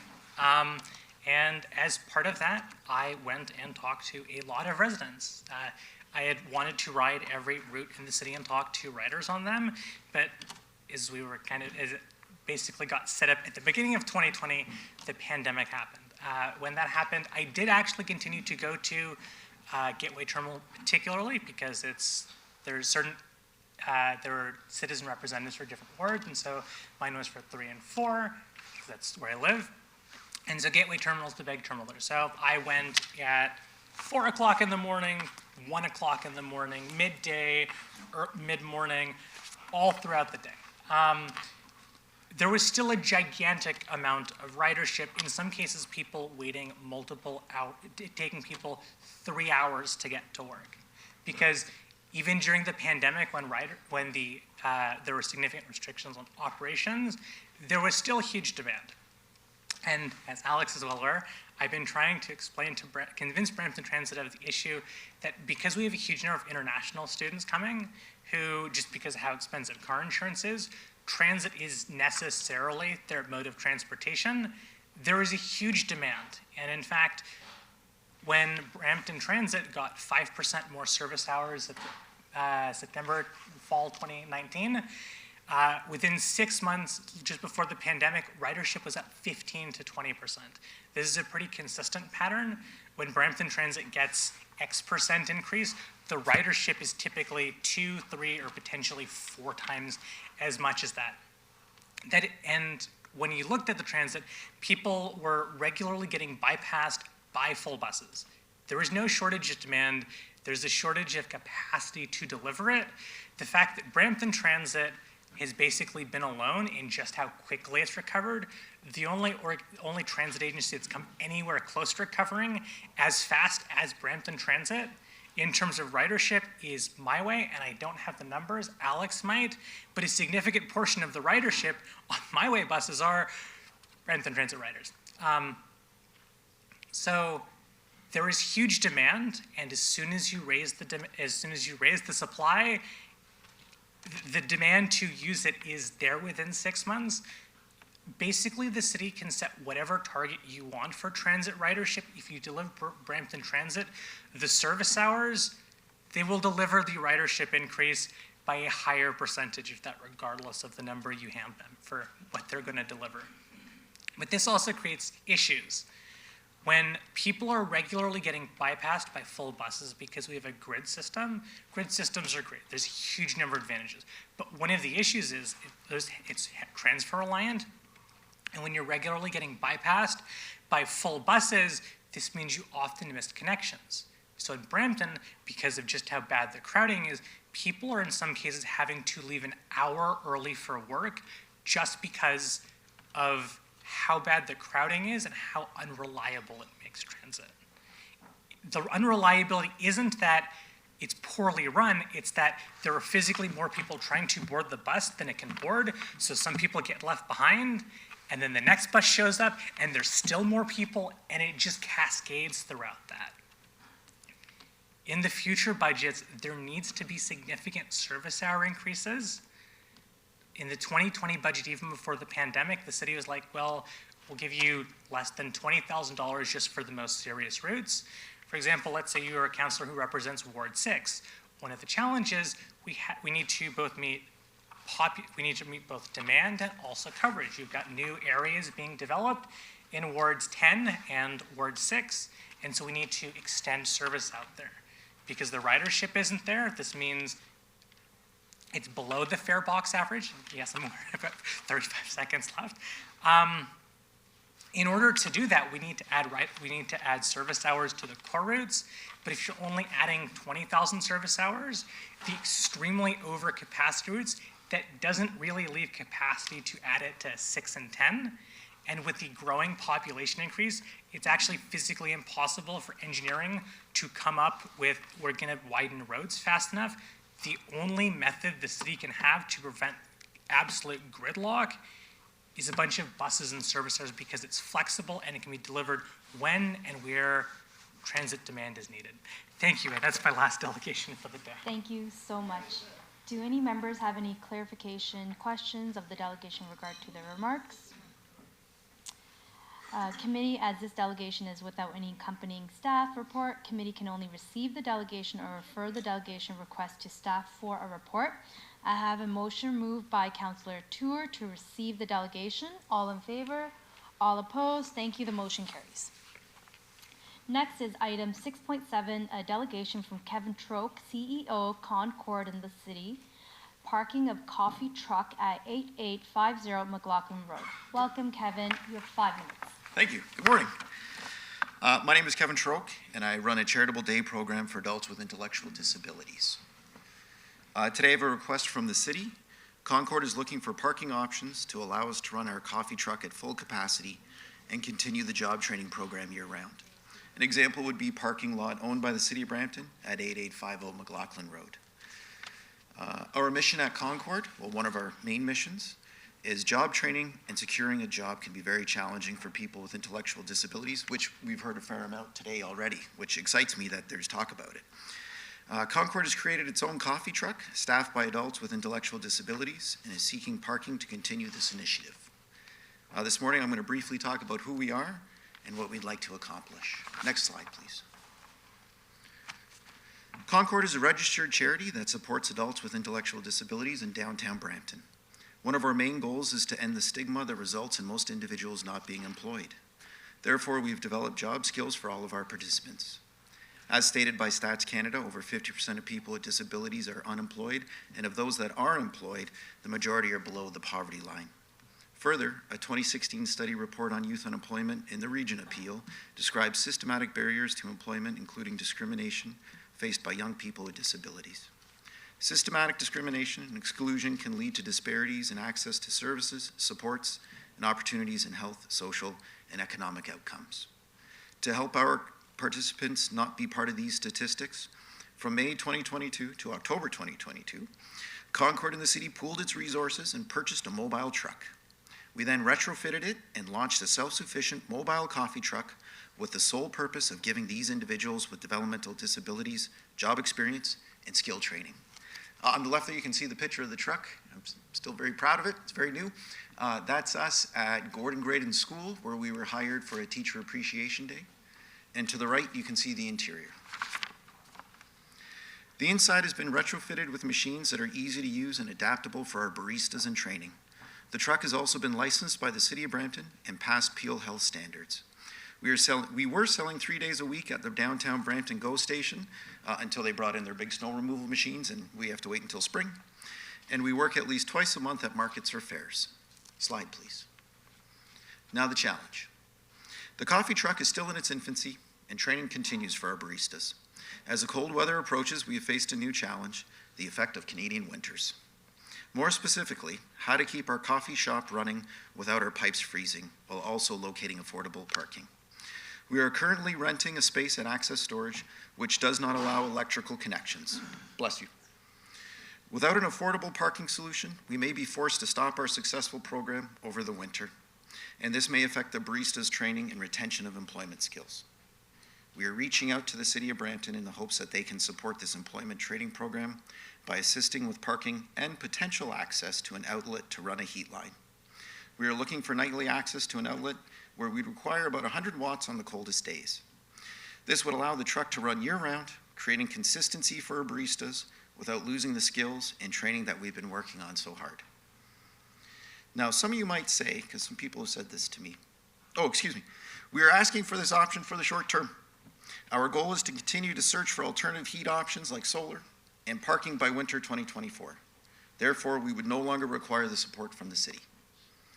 Now, some might say, if we do this for them, we might have to do this for other people. And I respond with, if you find another registered charity like this that has an employment skill program that works directly with the demographic that is chronically underemployed or unemployed at almost no cost to the taxpayer for less than 2 years, I think you should help all those small business initiatives. We'd be very appreciative from the support from the city that I call the jewel of the GTA.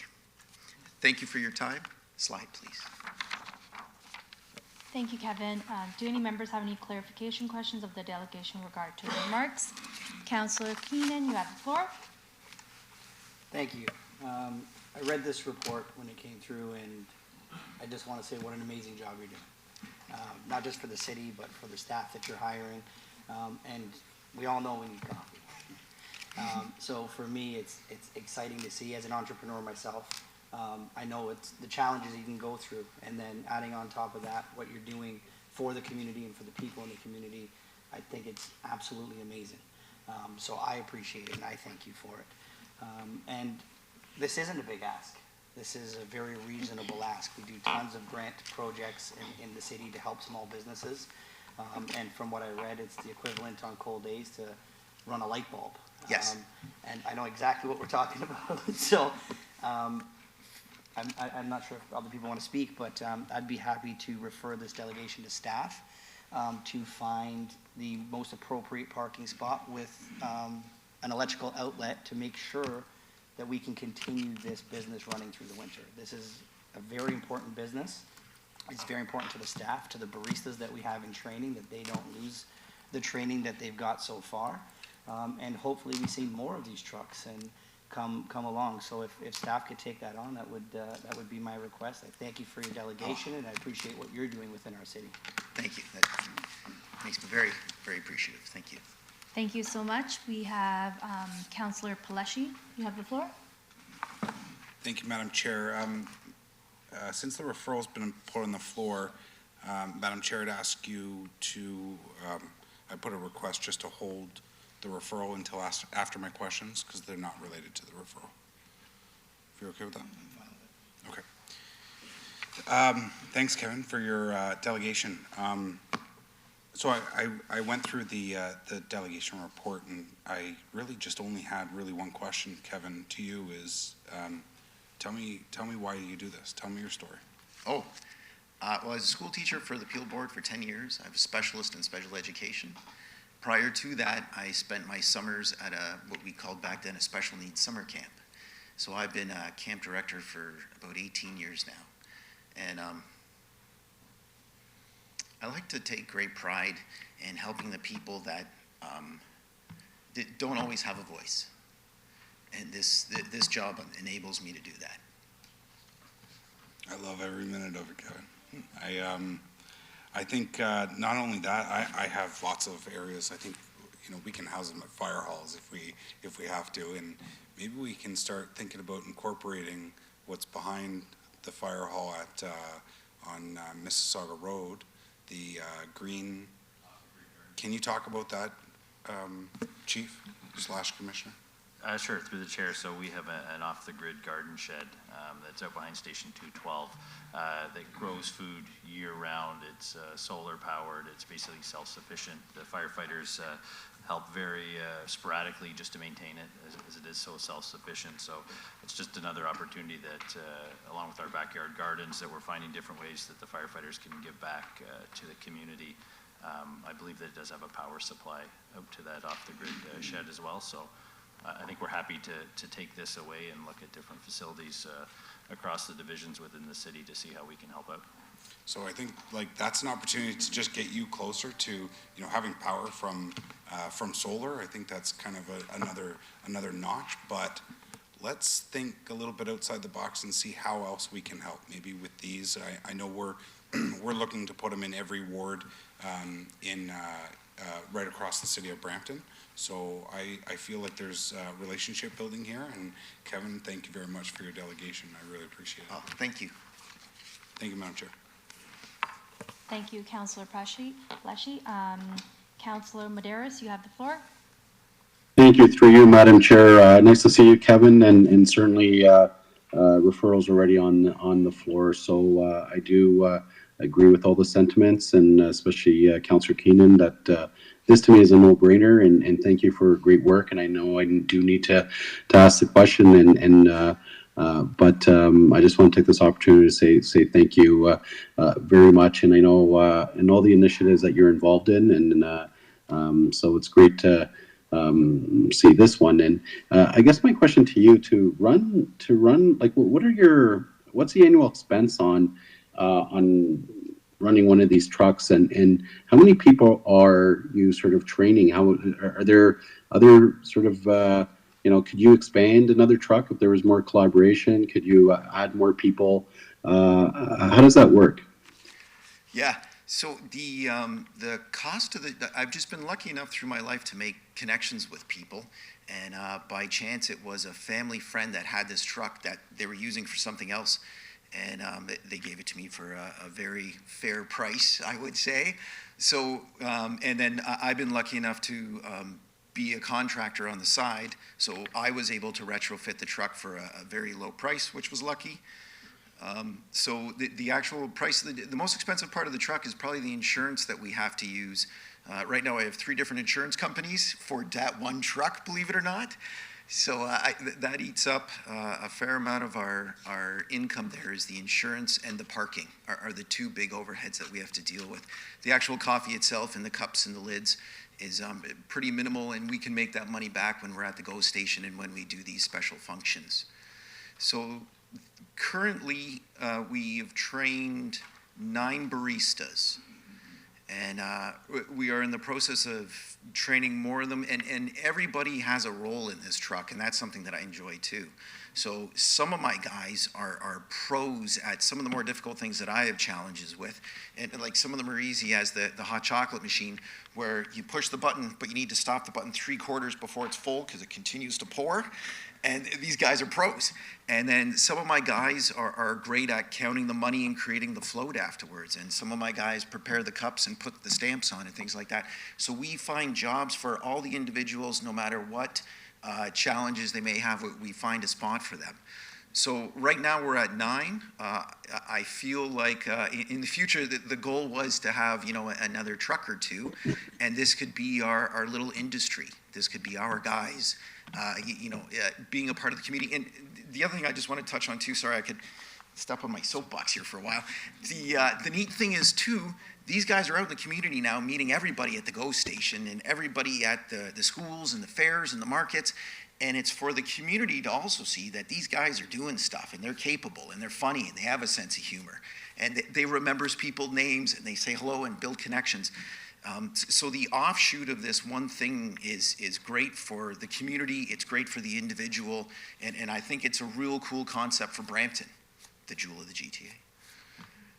Yeah, that's great, Kevin. Thank you so much, and certainly I'd like to see your coffee truck certainly at city events. So hopefully in the report coming back there, we identify opportunities to have more of a presence, and I think that's just great work there, Kevin. Thank you very much.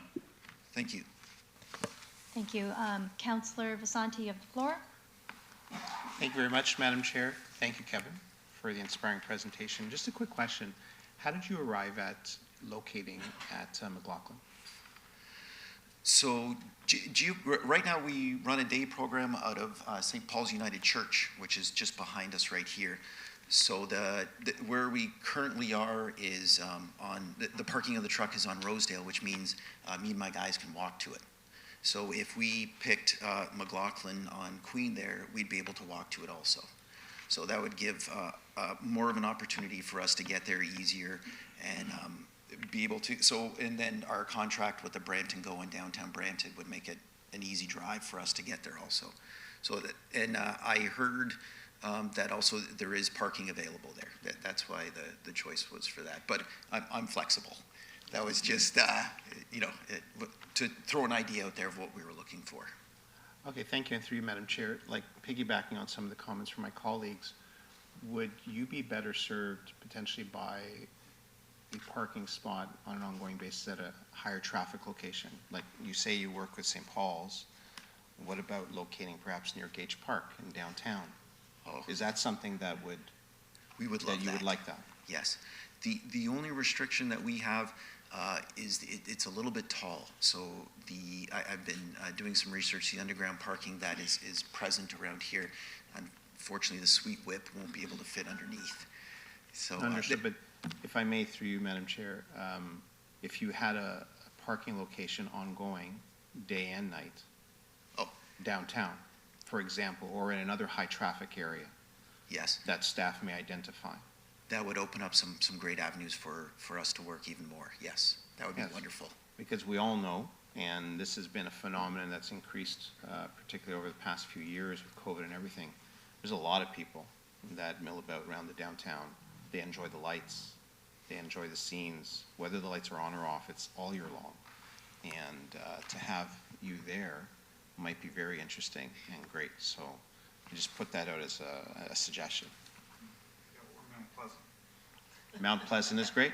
Chinguacousy Park is great. Yeah. Yeah. Everybody wants it at Heart Lake, downtown. All right, thank you. Thank you. Thank you so much. Committee, as this delegation is without any accompanying staff report, committee can only receive the delegation or refer the delegation request to staff for a report. I have a motion moved by Councillor Keenan to refer to staff. All in favor? All opposed? Thank you. The motion carries. Thank you very much for your time. Thank you. Next is item 6.10, the delegation, oh, sorry. No, 6.0, sorry. Next is item 6.8, a delegation from Kiba Thomas, House Organics Eco Favoring Products regarding Declaration of Rights for Indigenous People and International Declaration of Rights for People from African Descent. Welcome, Kiba. Thank you, Madam Chair. Can you hear me? We can, Kiba. Please go ahead. We're just bringing up your presentation. And as the chair just reminded you, you have up to 5 minutes for your delegation. Thank you so much. There needs to be one quick correction on the agenda. The proposal, and I apologize, the delegation should be entitled Proposal for Blanketed Regional Representation from Indigenous and African Descendants. Thank you. It's so noted. Thank you so much. Let me get my...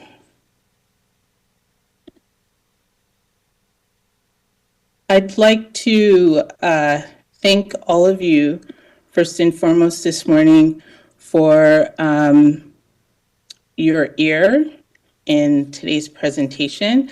And I'd also like to congratulate all of you for your current position in council. If you bear with me one quick second, I'm trying to get to presenter's view and there's a bit of a delay here. Okay.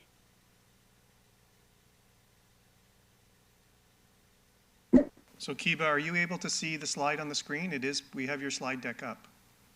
Yes, I do have some notes attached to the presenter's view. So if you bear with me one quick second, and I hope this isn't much longer in time. So I will start with Ani and Tansi, which is Ojibwe and Cree First Nations greetings to the Community Council. And as I said, congratulations to the newer and senior council membership. Secondly, I'm honored to speak and have your undivided attention at this time. Next slide, please. I would also like to do a land acknowledgement. I share this land with Chief James Adjetons on Treaty 19 Peel Region, along with the Mississaugas of the Credit First Nations Treaty 13, 14, 22, and 23, and with our cousins Nisiwasquem across the horizon, William Treaty's Mississaugas of Scugog with Chief Jacob Crane. The Edition 1 Spoon is a treaty agreement between the Anishinaabe, the Mississaugas, the Haudenosaunee, that binds them to share this treaty in order to protect the land. A little fun fact, before Brampton was named by Sir John Eliot in 1834, it was known as the land of tall pines, aka Chinguacousy Township. And this township was opened in 1819 and named after an honored and loyal Chippewa Dene chief, Chinguacousy, who fought at the capture of Fort Michilimackinac, which was a major trading post before the 7-Year War. This is all very significant to the history here in Brampton, and it's very important to remember our history as to the land that we're all on. Next slide, please. So our great and fearless 2018 council leaders worked feverishly to design the Brampton 2040 vision. The little blue icon, for those who are viewing, is on the slide, is access to the 2040 vision. I believe everyone should have access to my slides. Is that correct? That is correct, Kiba. Okay, but in retrospect, one missing element to the 2040 plan designed with input from residents is the partnership from the First Nations peoples, one that allows for a greater sense of accountability and imparts governance, thus optimizing wellness, vital for healthier outcomes and the development of our infrastructure. This includes sewage, water use, roads, trails for our evolving city. Next slide, please. In Twi, a language familiar to Ghana, Sankofa means to retrieve. In Arabic, yes tardu means, and I hope I pronounced that correctly, means to retrieve as well. And these are words and phrases that can be used to symbolically amend misgivings where accountability and is highly revered. So the United Nations, probably the reason why you named my slide after the United Nations DRIP and United Nations International Decade for People from African Descent. Both declarations are reinforced by our Premier and Prime Minister. And the calls to action, there's about 93 that are made for all levels of government, including municipal government, which Brampton falls under, to address some truth and reconciliations of the injustices experienced by Aboriginal peoples. Also, under the, I gave it the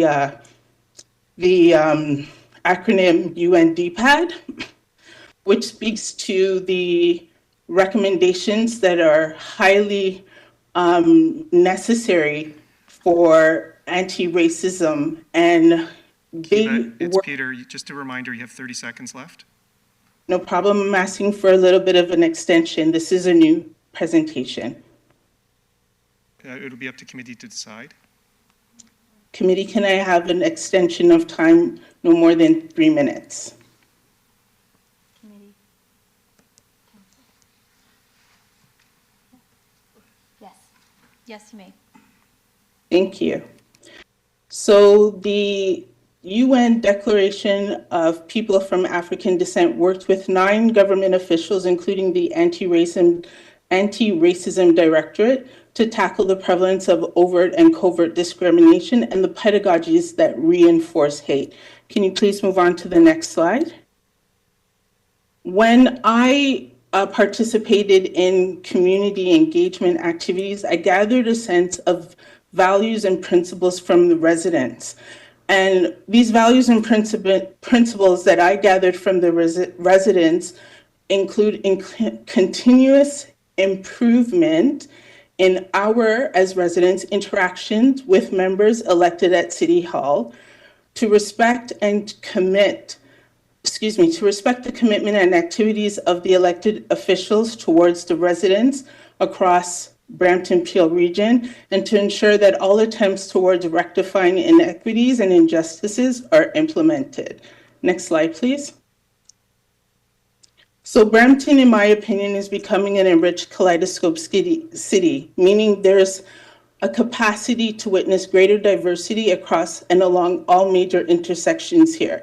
A place where ethnicity, diversity is equitably respected and celebrated. Therefore, our say-do gaps are boldly highlighted and visible in any given neighborhood. With a population of 689,200 residents, only 24.59% voted, which means 75.41% are sitting with indecision possibly. However, from a noted segmented population, there was discontent. Firstly, in the lack of response of the greater population who are eligible to vote, and secondly, from the current lack of representation of African, Black, and Indigenous communities at council level and at municipal executive levels, given the recent election outcomes. Next slide, please. This slide just pretty much reiterates the same thing. However, there is with the United Nations, an agreement at municipal level, it suggests that the governing body take various Kiba, levels you have 30 seconds of left action. in your extra No 3 problem. minutes. Thank you. Various levels of action to eradicate injustices. The next slide, please.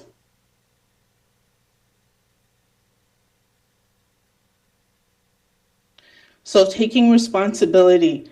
Next slide, please. There are several call to actions in my slide. I have 6 call to actions, and since we are respecting time, the United DRIP, United Declaration of Rights of Indigenous People, asks for equity for Indigenous peoples in all legal systems. The next slide speaks to a professional development training that should not only be at council level, should also be at all service sector levels and all boards. Next slide, please. Kiba, if you can wrap up, please. You've exhausted your extra 3 minutes. Thank you. Speaks to the commemoration of amending historical sites and monuments to include First Nations people and to honor concrete steps to honor and preserve the history of enslavement by establishing monuments in their honor. If you can move to the slide number, if you can move to slide number 15. It's on the screen. It speaks Please wrap up, Kiba. Thank you. I'm trying my best with your support. So slide number 15 speaks to a proposal that I am asking council to agree to or have the city staff look at. It's ensuring that there are seats for BIPOC representatives, Two-Spirit and women, eligible nominees from the candidacy pool, a designated seat for Indigenous representation at regional council level, a designated seat for African descendants at regional council level, and 2 designated seats for nominated officials, candidates, post-election to be considered as eligible candidates in executive positions in order to reflect the greater population here in Brampton. Thank you for your time. Thank you so much, Kiba. Do any members have any clarification questions of the delegation in regard to their remarks? Committee, as the delegation is without any accompanying staff report, committee can only receive the delegation or refer the delegation request to staff. I have a motion moved by Councillor Power to receive the delegation. All in favor? All opposed? Thank you. The motion carries. Next is item 6.9, which we will hold until after lunch. We will continue on to 6.10, the delegation from Yvonne Squires, Brampton resident, regarding item 9.3.1, discussion regarding residential landlord licensing and code of conduct. Committee can bring forward discussion item 9.3.1 to deal with after the delegation. Lucy, are you talking to me? Welcome, Yvonne. No, I won't. Today's a peaceful day. I want to 5 congratulate all of you, especially Nabi and my captain, Mayor Patrick. Congratulations. You're still the captain of this board. Okay, he's not here. Tell him I say that. And I tell you, all the new councillors, you'll get to know me. Thank you for having me. Okay, what I want to talk about, I don't want no fights on this councillors anymore. It's all peaceful now, okay? And you're in charge to make sure it's peaceful. Okay, now what I want to talk about is the rental basement apartments in our community. I think that is a big problem. I am not. Anyone said I know everything is a fool. I don't know everything, especially about this, the basement apartments. Okay, that is being implemented in all our areas. We have more people renting these basement apartments, and I'm not against people renting out their basement apartments. People need money now, they need help, but we have to have some form of control. We have more garbage, we have more cars parking on the streets. We have no one to protect us, the neighbors of these basement apartments. And it's not fair to us. I'm not saying you can't rent out your basement apartment, no, but not to 10 people for 2-bedroom. And secondly, I am not sure, I don't know, this is the reason why I'm here today, to get answers. When they collect the rent, is there a way that they pay taxes, the owners who are renting out these apartments or these basement rooms? Do they pay taxes to the city or something? I don't know. I want to know. I want to know the facts about this. You see, I do not talk on things that I don't have the facts. I don't have the facts on this. This is the reason why I'm here today, to get the facts on these basement apartments. Because as a property owner in a home, we take it as our home. They're doing a business next door to the next property owners, which is not fair. Because the parking on the street is horrible. Because if you have 10 people in a 2-bedroom basement apartment renting, and they all have cars, and most of the renters that I see are international students. A lot of international students have nowhere to live, nowhere to go.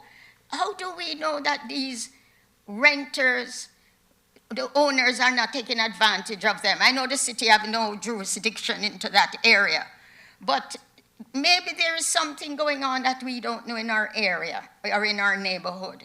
So the reason why I'm here today about that issue, because it affects all of us. And whoever said they don't mind your neighbor renting out a 2-bedroom basement apartment for 10 people, they're not telling the truth. And I am very concerned about that. So I need answers. Do we have authority or people that come in and check these basement apartments? I don't know if this is the rules in Brampton. So I want to know all this. So if I could get answers on this before I open my mouth to whoever I know is doing this. I don't have the answers, so I need the answers on the basement apartment. Because if you are living in this neighborhood and you have how many people renting next door to your home, it's our home, my home. It's not a business. And there is these flea markets in the summer on the driveway. It's not garage sale, it's flea markets. What is the city doing about these things? This is what I want to know. So you see, I'm not going to fight today because I need answers.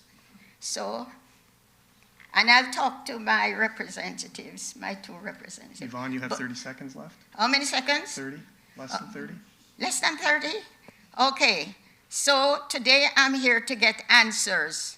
So who is going to send me these answers? My 2 representatives in my area? Who? Thank you so much, Yvonne. We have Councillor Santos on the floor. Where is she? I'm here virtually. Thank you very much through you, Madam Chair.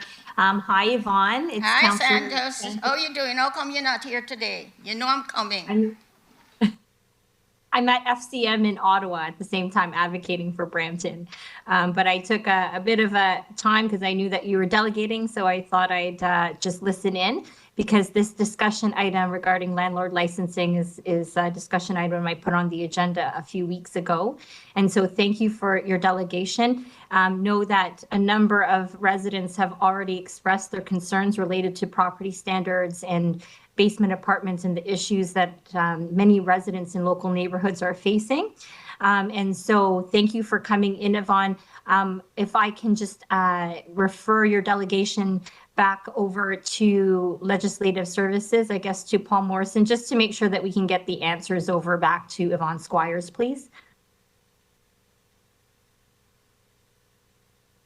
And then I'm also happy to bring up the report on the item as well, just so we can take care of that too. So Yvonne, Legislative Services will be getting back to you with the response on some of your questions.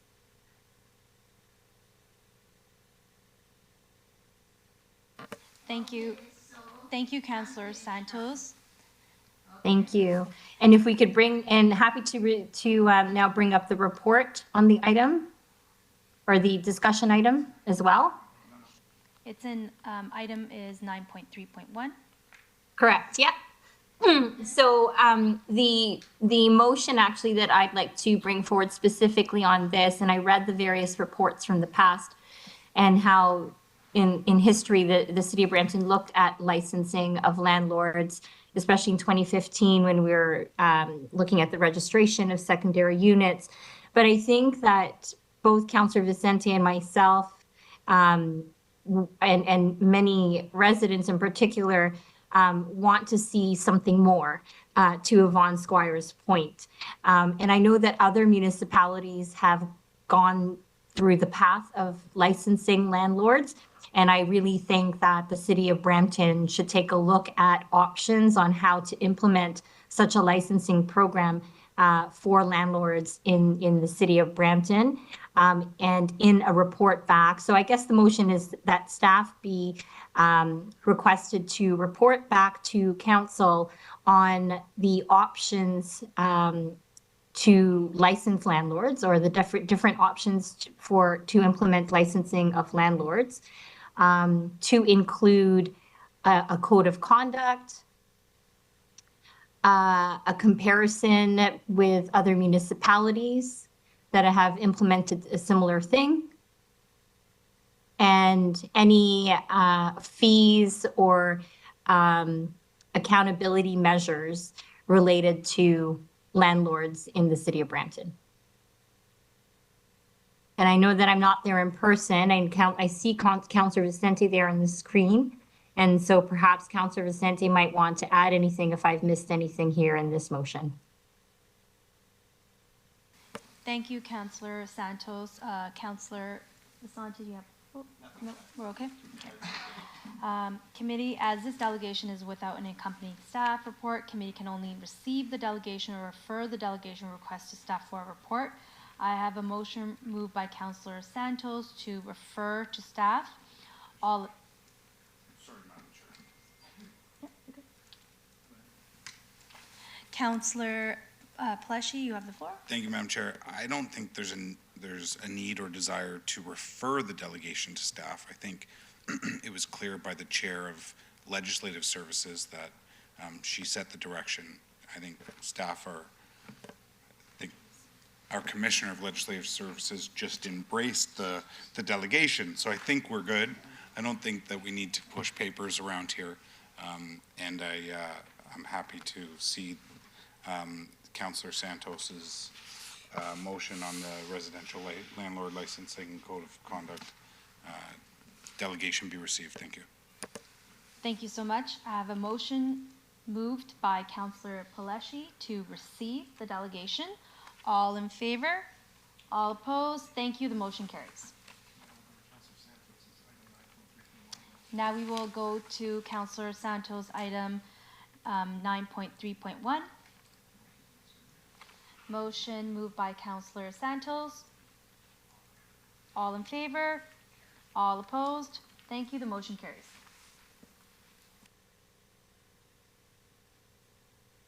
And we're just going to take a lunch break right now.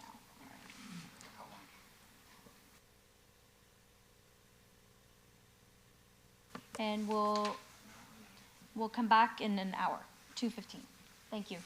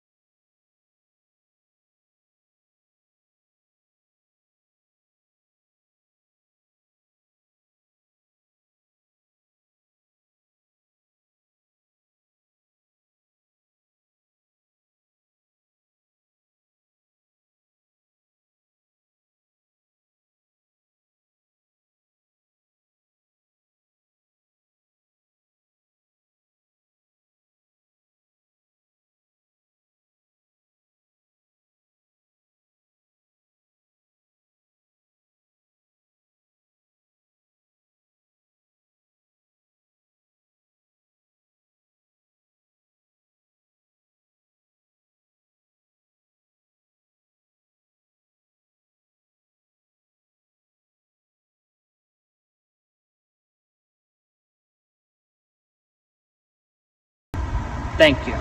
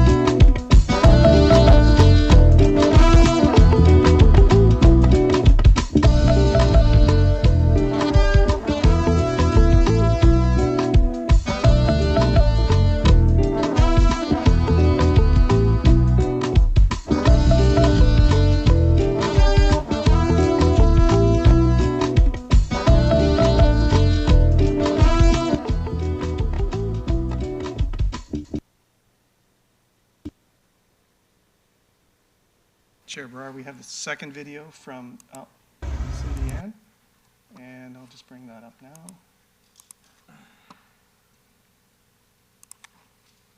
This video is is from Cindy Ann Williams.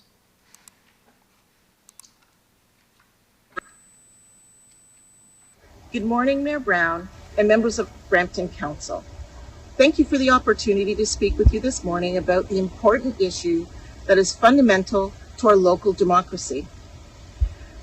A prior professional commitment prevents me from speaking to you live and in person, but I wanted to make certain that I let you know why I encouraged my neighbors and friends to sign a petition to reduce the number of municipal wards in Brampton. My name is Cindy Ann Williams, and I live at 9 Dalzell Avenue with my husband Russell and our son. I'm a Montreal transplant, but I've lived in Brampton for 40 years. I've noticed an imbalance in the size of the wards, and the difference is dramatic. The big question is why? Our petition asks you to reduce the size of Brampton City Council from the current 11 members to 9. The reduction would accomplish 3 important objectives. Firstly, our number of councillors would align with the new Peel Regional Council membership for Brampton, meaning all members of Brampton Council would sit as regional councillors on the Peel Region Council. Thus, there would not be a need to arbitrarily choose 3 city council members at the start of each term. Secondly, reducing the number of councillors would force Brampton to finally equalize the population in each ward. The current population counts are a form of gerrymandering by omission. By failing to act in the past few years, City Council has allowed members of the BIPOC community to be disenfranchised. Finally, the current operating budget for each City Council member is approximately $300,000 per annum. The reduction in city councillors would save approximately $2.4 million per term, or $6 million over the next 10 years, all things being equal. It is for these reasons and others that we submitted this petition and request that you give it your full consideration as per Section 2231 of the Ontario Municipal Act. Thank you, Council, for this consideration and taking the time to listen to my delegation. I hope you take action.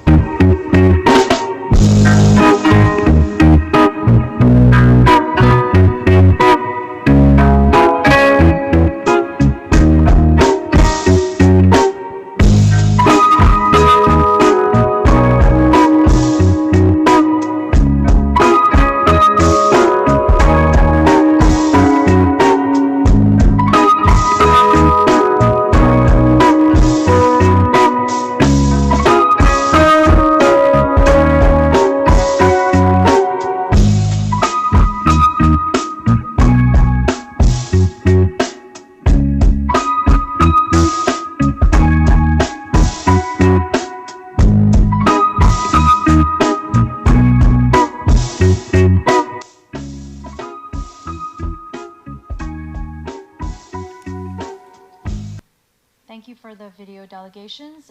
Do any members have any questions? We have Councillor Pleshy. You have the floor. Thank you, Madam Chair.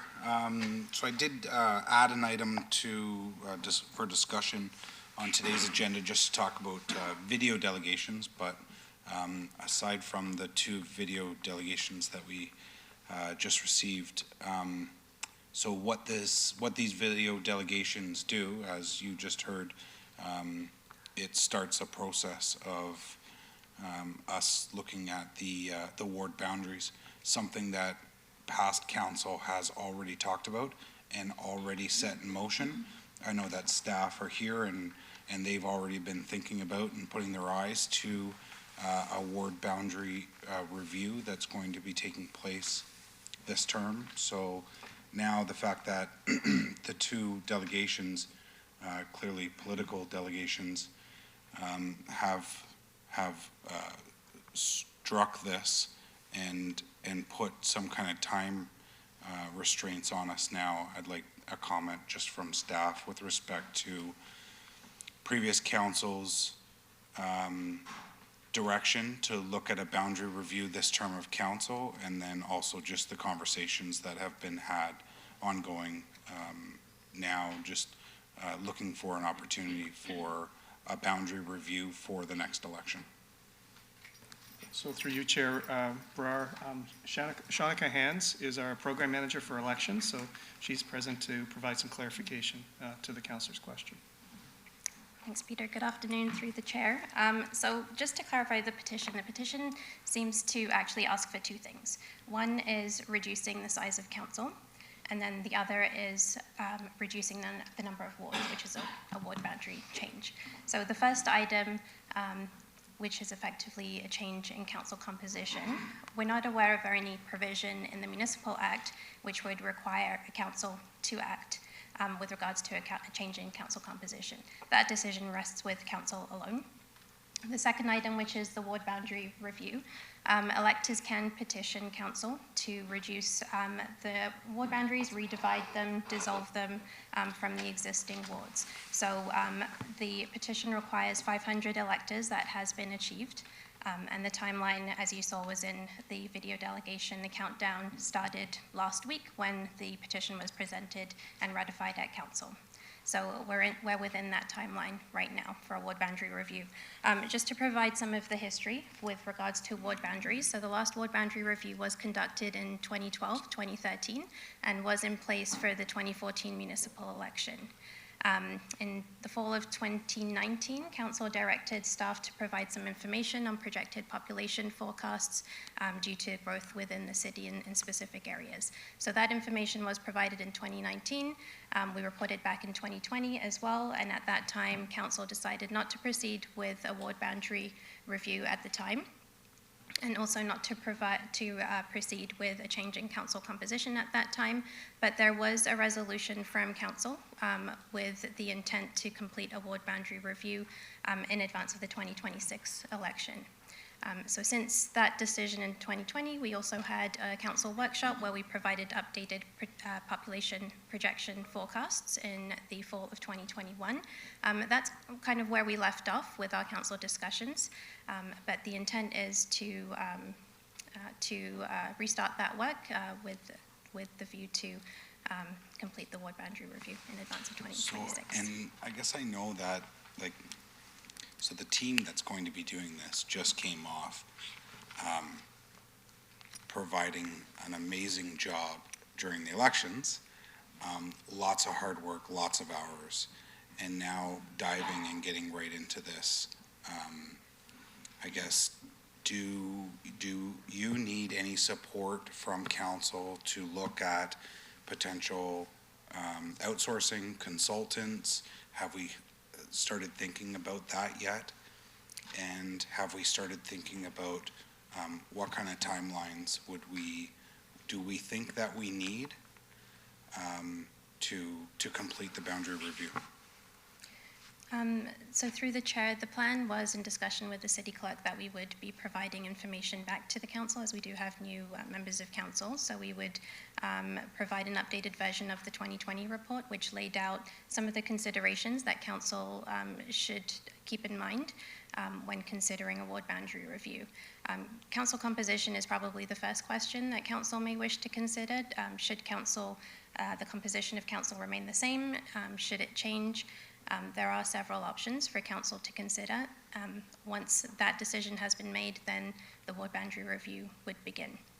And so we've done some benchmarking with other municipalities.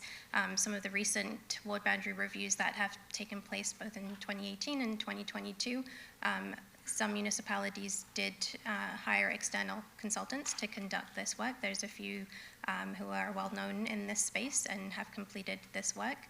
There are a handful who did complete the work internally. So in the last election, in the last ward boundary review for the City of Brampton, the work was conducted internally. It was led by the City Clerk's office in partnership with other departments.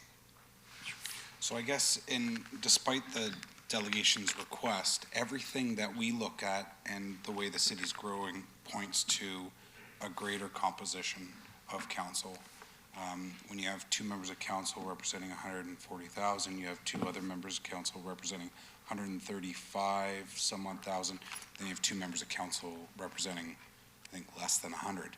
So I think the boundary review certainly needs to be done, but I don't know if there's, it's always a negative if you have councilors sitting around this table say, yeah, we should add politicians.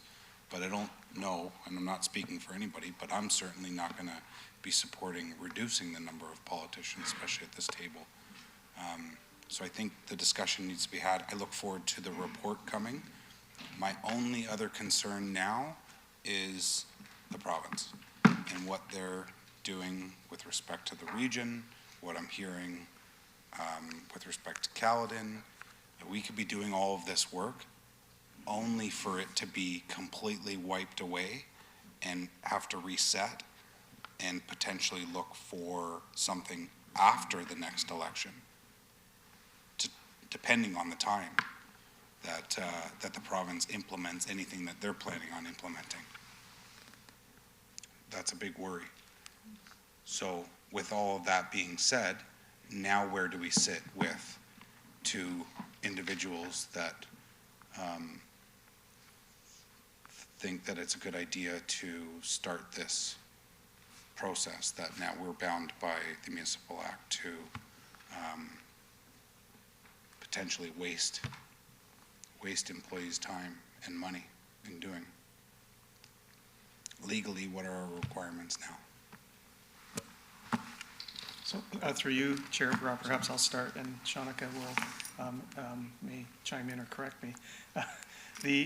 Legally, the 90-day clock is starting under the Municipal Act, and I believe probably when that provision was drafted, it was probably assuming a relatively stable environment, and as Councillor Paletti just pointed out, we're starting to head into waters that we don't know where it'll end up with regional governance and municipal governance, particularly in the region of Peel. So I think at this point, all we can do as staff, as Shanika's pointed out, is we will bring a report back based on updating the 2020 report, best available information, some options for council in terms of composition decisions that they make and or ward boundaries and how the work would be undertaken, whether internal or external. And then hopefully by that time, we may have a little bit more clarity on where things may be going with municipal governance review within the region. But we still have that clock of 90 days, which technically will expire at sometime in February, I guess. That doesn't automatically trigger a referral to the Ontario Land Tribunal. It still would take one of those 500 petitioners that's a qualified elector to actually initiate that, I'll call it an appeal for lack of a better word, to the Ontario Land Tribunal. Presumably if the Land Tribunal does take it on, they'd probably look at the context of everything else that's going on.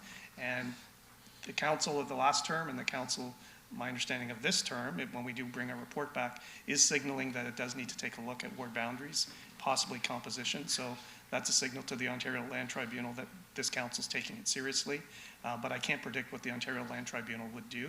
And as Shanika mentioned, the petition is asking for 2 things. It's essentially asking for a change in composition, which a petition is and not entitled under the Municipal Act to ask for. That's exclusively council's decision, as Shanika mentioned, but they are asking for a ward boundary redistribution, but that's predicated on a composition decision being made first by council. And I think that, you know, in the defense of the two candidates that ran in the last election that are the same candidates as the delegates, two very different areas. One ran in a very low population, one ran in the largest population, and I'm sure they're friends, and they talked about, you know, the differences between those two areas. So I'm sure that's what kind of spurred this. And you don't ever learn as much in your, you know, time campaigning than when you do knocking on the doors and talking to people. So I think in their defense, you know, they certainly talk to a lot of people, but selling less politicians is always really easy to do. So I guess I look forward to the report.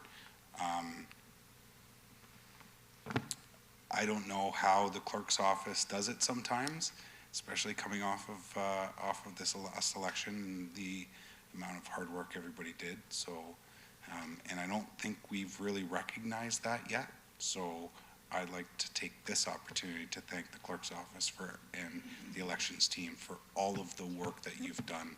You guys were unbelievable, fantastic during this election, and our hats go off to you.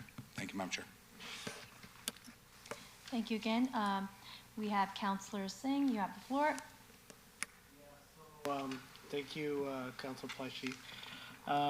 Through you, Chair Brar, I recall last term, the intent was to begin the boundary review early on in this term, in year one, so the voters and residents would have a 3-year laneway to know how the boundaries were going to change, what was going to look like, and make, you know, they were informed with the decisions around the boundaries and the wards. So with the regional review, obviously that's going to throw a bit of a monkey wrench and delay things.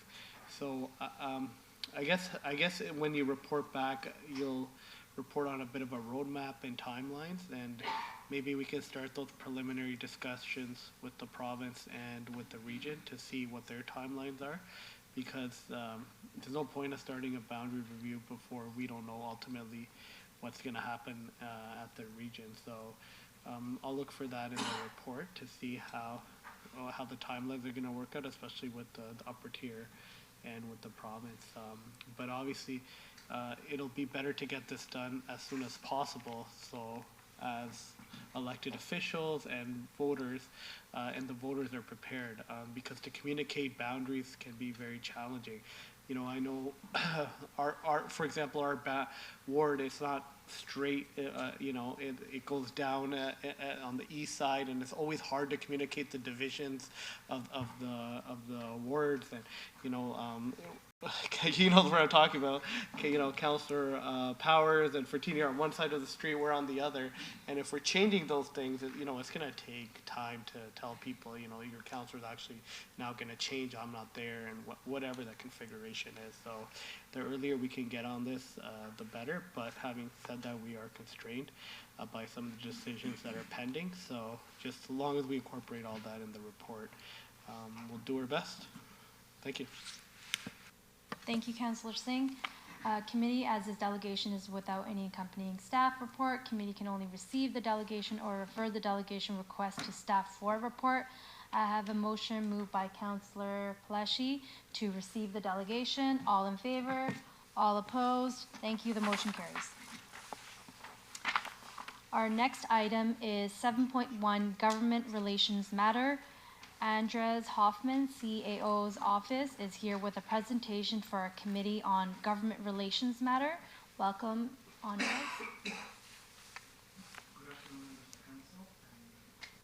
The Chair, I'll begin with regional updates. The Regional Council meets tomorrow, December the 8th at 9:30 a.m. Staff have reviewed the regional agenda and reached out to departments for feedback as appropriate. And next slide, please. Item 8.1 is a regional staff report on Bill 23, More Homes Built Faster Act.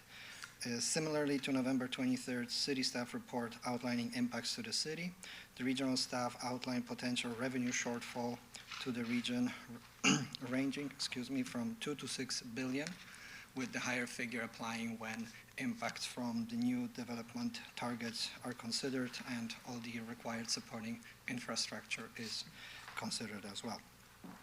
The regional staff recommend further advocacy to the province to establish municipal compensation fund, and similarly to the city report, the report to be shared with provincial elected officials. Next slide, please. Next, we wanted to flag the item 9.1, the provincial decision on the new Region of Peel official plan. The new Peel official plan with 44 amendments was approved by Minister of Municipal Affairs and Housing on November the 4th, and it came into effect on that very date. Majority of the amendments deal specifically with Caledon and are housekeeping-related matters. Minister's decision is final and not subject to appeal. Next slide, please. Moving on to provincial updates. On November 28th, the mentioned Bill 23 received royal assent. Within days, the Minister of Municipal Affairs and Housing wrote to the AMO president, indicating that municipalities will be kept whole for any impacts to their ability to fund housing enabling infrastructure because of Bill 23. The letter also included a commitment from the minister that the province would introduce a legislation that would delay the implementation of development application refund requirements set out in Bill 109 by 6 months. In a way of background, Bill 109 introduced gradual refunds on zoning bylaw amendments and site plan application fees for applicants who would not receive a decision within a legislated timelines. Staff continue to be engaged with the province and AMO on Bill 23, and updates will be provided as information becomes available. I also wanted to mention an announcement that was made earlier today here in Brampton at the Sandalwood Transit Facility. Premier announced $505 million for municipalities to support transit as it relates to COVID-related impacts for the period of February 1st to December 31st, 2022. Brampton allocation is nearly $14 million. And last provincial update, only wanted to flag that Meredith Stiles was acclaimed as the new leader of the Ontario NDP, the official opposition. Next slide, please. In federal updates, the federal government has announced Canada's National Adaptation Strategy. It's the first document of this kind, which includes $1.6 billion in new federal funding for municipalities and townships to build sustainable public infrastructure such as roads and bridges. This funding envelope includes $489.1 million to top up the Disaster Mitigation and Adaptation Fund, as well as $530 million to expand the Green Municipal Fund. Both funds are ones that the city has taken advantage in the past, and staff will continue to monitor grant opportunities on an ongoing basis and will anticipate any further details on this new pool of funding. Next slide, please. In AMO updates, the Association of Municipalities of Ontario presented to Standing Committee on Heritage, Infrastructure and Cultural Policy regarding Bill 39 this past Friday, December 1st. The presentation focused on further new powers for mayors of Toronto and Ottawa to pass bylaws with 1/3 of council support. The presentation is available online in its entirety. Next slide, please. And the last slide serves as a reminder that this week the FCM is having its advocacy days and board of directors meeting in Ottawa. The work focuses on engagement with federal government on infrastructure, climate action, as well as affordable housing. And this concludes today's presentation. Thank you for your attention. Thank you so much. Do any members have any questions or comments regarding the presentation? Councillor Singh, you have the floor. I have two questions. One is, I think it's the bill C-23, the affordable, the housing one. That's 23, correct? Bill 23. So do we know how much of a delay that's going to put on our official plan yet, or do we have an idea, or? Through the chair to Deputy Mayor Singh. The staff are putting together, actually consulting with the region right now, and then putting together a work plan as to what that's going to mean for our official plan. Yeah. As staff indicated at the last meeting when we presented the impacts to Bill 23, our draft Brampton plan is actually ready, and we're planning on putting that back out for public consultation in Q1 of 2023. Okay. So between now and then, we'll be working with the region to see how the implications of Bill 23 on the regional official plan will affect our proposed policy regime and then subsequent zoning bylaw. Okay, so we'll try to incorporate those changes before we go back out, That's if correct. we can. Yeah. Okay, good. Thank you. And secondly, did Bill 23 include all the stuff about the green belt across the province, or is that a separate bill? That was part of the bill, yes. Oh, it's part of the same bill, so that's approved too. Yeah. Through the chair, however, there are a number of public consultations still ongoing.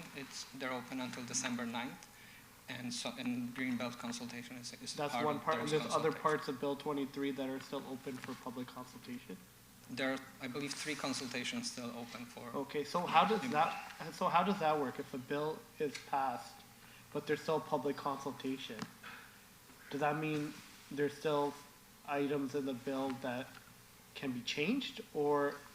Yeah, okay. So the consultation is on the enabling regulations that would follow the bill. Got it. Okay, makes sense. Okay, thank you.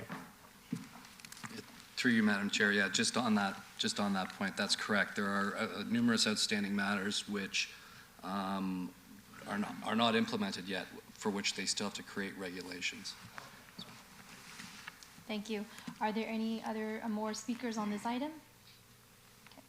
Thank you. I have a motion moved by Councillor Singh to receive the presentation. All in favor? All opposed? Thank you. The motion carries. Thank you. Our next item is 8.2.1, which was held by Councillor Singh. Councillor Singh, you have the floor. No, I just wanted to thank staff on this report. I know it's been a journey, and we look forward to seeing what comes out of it. It's exciting, and yeah, I think we're all just looking forward to see what comes out of it and what we bring to the city. Thank you. So the staff report title was CAA Master Plan and Multipurpose Cricket Facility Development Framework. And does anyone else have any questions? Thank you. I have a motion moved by Councillor Singh to approve the staff report. All in favor? All opposed? Thank you. The motion carries. Our next item is 8.3.1, which was referred to December 14th meeting. We have another item, which is 8.3.2, a discussion item at the request of Mayor Brown regarding update on the Bovaird House, the Brampton Barn spending and reporting. City Council at its November 16th special meeting referred this matter to the Community Service section of committee to develop a modern and transparent expense reporting obligation along with a professional business plan in line with the City 2040 vision. Do any members have any questions or comments? Councillor Singh? He held it, so, yeah. So I can speak to it first, Councillor Brar, and then Councillor Singh may have some ways to move this forward. Obviously, this was an issue. We heard at the doorsteps. People concerned about the waste of taxpayer dollars, concerns that there were conflicts of interest that should have been declared, a lot of disappointment about a 6-5 vote that when there was 1,000 other items that could have been dealt with. I can't count the amount of doors that came up saying, give your head a shake down at City Hall. So now, obviously, we're post-election and there's an expectation that we're going to clean this up. And so I guess the question is, I hope there's someone here today that can answer it. Of the $1 million that was approved, how much has been spent?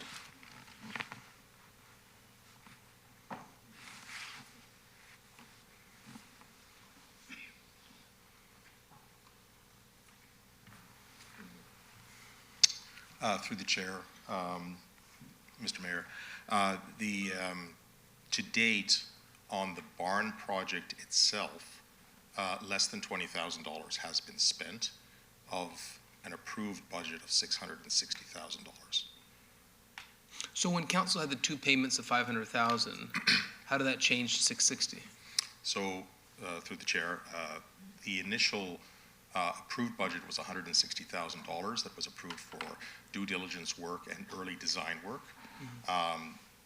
That money was, we then brought to council through the 22 budget request, a further ask for $800,000. That budget request was split into two components, a $500,000 component in 2022, and then an allocation for an additional $500,000 in the 2023 budget. So to date, $660,000 has been approved for the reconstruction of the Robinson Barn at Faird House. So based on the council resolution that was passed, I believe, 2 weeks ago, suspending all payments, there'll be no further expenses approved. Is that correct? That is correct. And at the time of that resolution, we had a tender for design to engage a design builder to begin the detailed design and reconstruction of the barn. That tender has been subsequently canceled. So this barn was originally in Caledon, correct? Correct. Where is it now? The barn is in pieces, located at and the pieces are located at the Sandalwood Works Yard. So we did conduct a structural audit of the remaining pieces. There are a number of large beams and supporting structural elements, as well as a number of granite boulders that were the foundation of the original barn. These parts are all contained at the Sandalwood Yard. Some of them are located outside and covered. Other parts are located within a sea-can at the Sandalwood Yard. So I heard an interesting perspective by someone who was defending the delays and the lack of detail, and the response was the city's lost pieces. Are there any pieces that that the city has gone missing at that facility? Well, through the chair, we did conduct an audit of what parts of the barn are present at the Sandalwood Yard. I believe, I'm hoping my numbers are right here, but I believe there's 28 structural members of the original barn that are there. I don't believe we've lost any main structural elements. There are certain elements of the barn, the siding, the roofing, that could not be salvaged, and those are lost. There was some talk about granite being taken away. That is not the case. We believe that all the granite foundation stones are present at the Sandalwood Yard. Now, we did conduct a structural audit. We had structural engineers review the surviving structural pieces. This barn these elements are almost 150 years old. Many of them have decayed. Some of them have decayed, and many of them would never have passed a current building code for an assembly use building. They may have been fine to build a barn in the 1850s, but under today's requirements, many of the members that we do have cannot be used in their original locations or purpose. Okay, well, I would just say, when this was on the front page of Post Media, it was a blemish on Brampton that day as an example of the waste of taxpayer dollars. I'm glad we're cleaning it up now. But no one other than government would ever contemplate spending $1 million to salvage a $30,000 barn that I don't know anyone on any door I've ever say that's a good investment. I've knocked on a lot of doors in every corner of the city. Not once has someone said that's how you should be spending Brampton taxpayer dollars. So, I'm not sure where we should send this to now. Because obviously the request and the idea, how this came from, how this got presented to the city, obviously there's some management issues there that this was thought to be appropriate. And maybe Councillor Singh has a solution of where we can take this to now and how we can get a more responsible stewardship of the Boulevard House where asks like this don't come before us.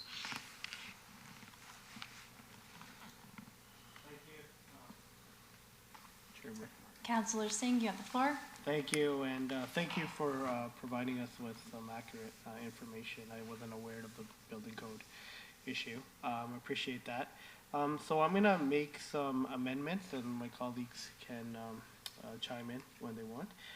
So all payments for the project be immediately suspended is fine. And then for the second one, we're gonna think we should send it to internal audit to take a look at, just to see how this came through and view the project.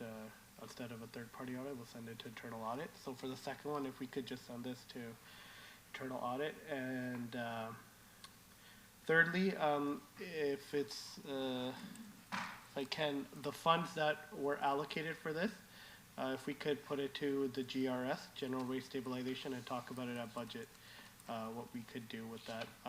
We'll have that discussion at budget, see what opportunities there, other opportunities.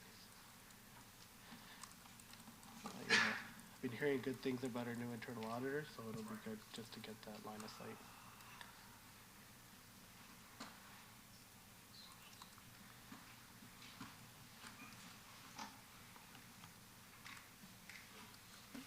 Thank you, councillors. Oh, you can delete number 2 then.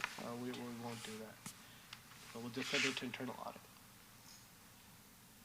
The file be referred to, that can get deleted. Thank you.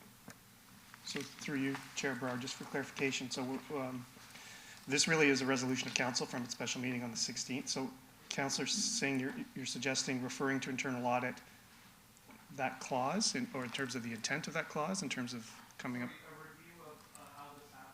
I would say that happened through internal audit.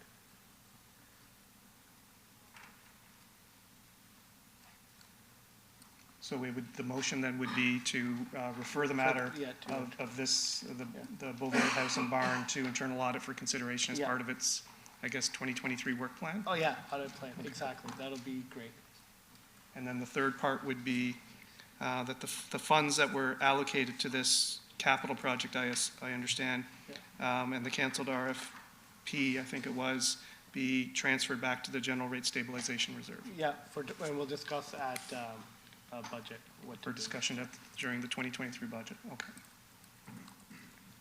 Thank you, Councillor Singh. Councillor Medeiros, you have the floor. Thank you, through you, Madam Chair. I guess a couple of questions to staff, because this is one of these tricky files that there's a lot of history, rightfully, as Mayor Brown suggested, and it's good that we're sending it to internal audit to sort of get an understanding of how decisions were made. This is one of these, areas or projects which I evolved in my thinking. When I first come to council, and I do appreciate there's that, I guess, sticker shock, and at the time, I think we kept deferring it as well at budget time. And where we are now with the property, so in staff, please correct me if I'm wrong. So we get this land given to the city on the basis we maintain the heritage aspect, and we have the Boulevard House. So then we have a group of volunteers who go to the Boulevard House, and they run it. My understanding is, so from an operational perspective, we don't have that hit. We couldn't change the use on this property because it was gifted to the city on the basis we keep the heritage aspects. And then I guess the organization or the group of people, which I think many of them belong to Brampton's Heritage Board, and correct me if I'm wrong, I'm not familiar, but I think many of the sort of same people who are passionate about Brampton's heritage, they volunteered their time on here. The barn evolved as, I guess, trying to emulate what was there before as part of the Boulevard House, similar to what you have in Pioneer Village.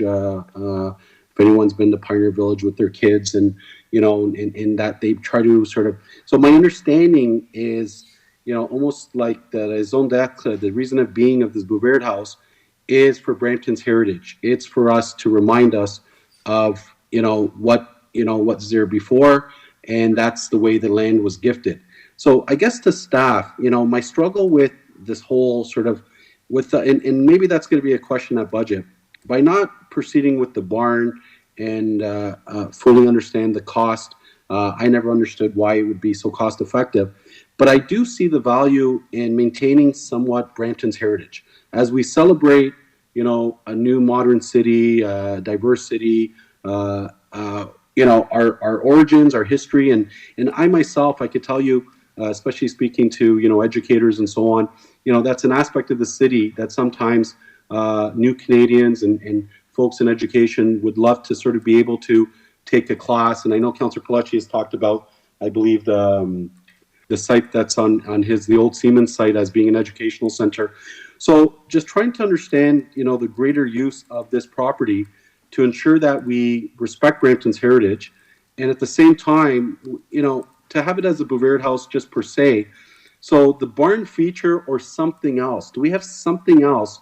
Because I think, similar to when you go to, PAMA, some of those old tools and some of those other stuff, that reminds us of Peel's heritage. And certainly this has a potential to be part of Brampton's heritage. So I guess my question first to staff, are we restricted on what we can do there in terms of, could we, take down Bovaird House and put a recreation center there? Could you, bring nonprofits and have them use space there? Or is it gifted just for heritage? Can staff, enlighten me on that?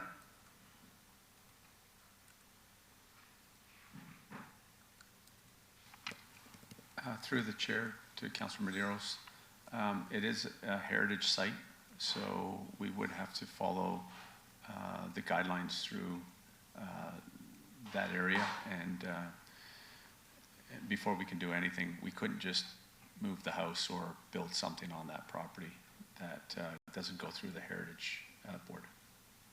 Yeah, and through the chair, so my understanding, as part of the land being gifted, are there certain requirements that are, so notwithstanding the heritage board, they would have to approve any decision we make?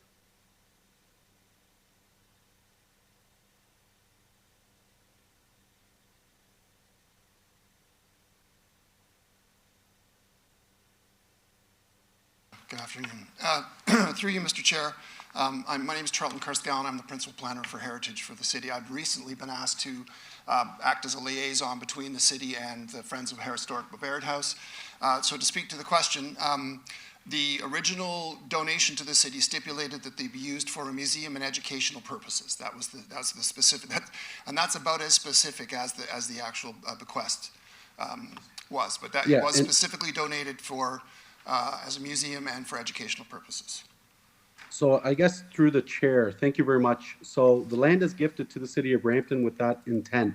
So I guess what we have to grapple as a council, and certainly I think this is a consideration, is what, in my understanding, the barn, being the original barn, was part of an extension of what the Bovaird House, and that would serve as, similar to Pioneer, village aspect of it. So I guess, I agree with sort of what we're going to do, but at the same time, we have an asset as a city that's being underutilized, and we certainly have a need in the city to have more of the heritage component, more of a place that really sort of tells us what our roots are in the city, really tells us as, Bramptonians, born and raised in the city, is, this is sort of the origins, and I think it would be something, neat that we can do. I don't know what the answer is. Maybe that's, staff can, do an engagement, can do a communications plan, solicit ideas. But certainly this right now as it is, and there's no need for, I guess, this division on council regarding, an opportunity I see here, notwithstanding, the Bovaird House, having only been there for, I guess they had a tea room event probably 6 or 7 years ago that I have attended. It's often not the first place you think about when you have visitors come to Brampton, because we always talk about from the tourism aspect, we have really no place to take people. I would really want us, whatever that plan is, for us to really look at the potential of it and really celebrate the heritage aspect of it. So if it's not a barn, I don't know what it's going to be, and I look forward to the ideas. But for us to do nothing with this and just sit on what it is and let it go, I think would be not taking advantage of an excellent opportunity. Thank you. Thank you so much. Councillor Pelletier, you have the floor.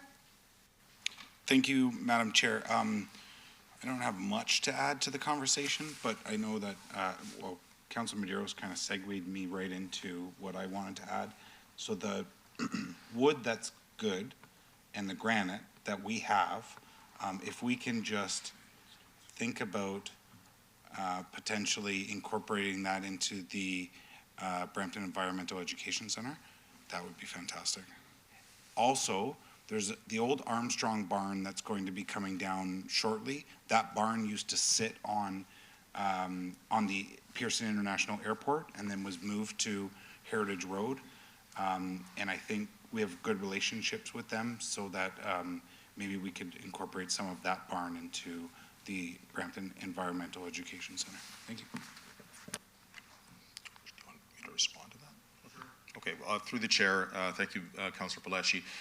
So as part of the intended reconstruction of the Robinson Barn at Bovaird House, and knowing that we did not have sufficient amount of original timber that survived, we actually sourced another barn that is owned by the city. It's adjacent to the Siemens property. We know it as the Peretta barn. It is a very large barn with significant amount of good timber, structural members, much more than would be needed to reconstruct the Robinson barn. So I'm glad to know that there is yet another barn with additional resources. These are very few and far between, and would potentially make a good resource for reuse at other locations. Thank you so much. Councillor Visanti, you have the floor. Thank you very much, Madam Chair. Interesting discussion, good discussion. But there is one item, if I may, Madam Chair, ask for an addition or amendment. So we're asking for an internal audit with regards to the barn itself. Is that what we're asking for? Yes. Yes, the process of how that happened, and the building code stuff's very interesting too. I'd like to see all that stuff. Yep. Thank you, Councillor. So I would just wish to add, if I may, through you, Madam Chair, because there were questions surrounding who paid for the construction of the cabin that is built on there. There was a difference of opinion between the delegation in terms that it was done for free. And then we had heard some other information that that was not the case, that the city actually did pay for that. Can we ask for audit to look into that part of Bovaird House as well, so that we have everything at council's discretion to make any further decisions on? Sure. And also recall there's questions about the organization itself as well. So what's the organization called? Friends of Bovaird House? So could we also add that too, and then audit can determine what the best approach is. But yeah, and through you, Chair, just so in terms of the payment origins, that's specific to the cabin that is now there. Beautiful structure, but we just want to know who paid for that. Thank you. Thank you so much. Councillor Santos, you have the floor. Thank you so much. So this is, and thank you, Councillor Vicente, for adding that additional item. So is it that the volunteers of Friends of Bovaird House, Councillor Medeiros had brought up an interesting point. Are many of them sit on the Brampton Heritage Board?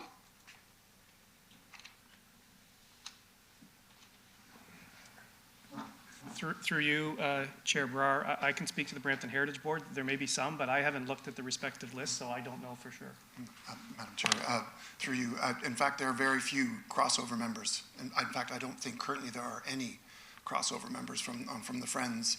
I'd have to verify that, but I don't believe there's any crossover members. I believe right now I'm sure there have been in the past. I know that the current chair of the Friends of Historic Bovaird House is a former Heritage Board member, but I don't believe there's currently any crossover between. Okay, and then the Brampton Heritage Board, they're the ones who give approval or non-approval over the decisions made on that property with respect to the barn or anything else?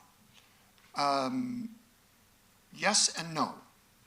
The property is managed on behalf of the city by the Friends of Historic Bovaird House.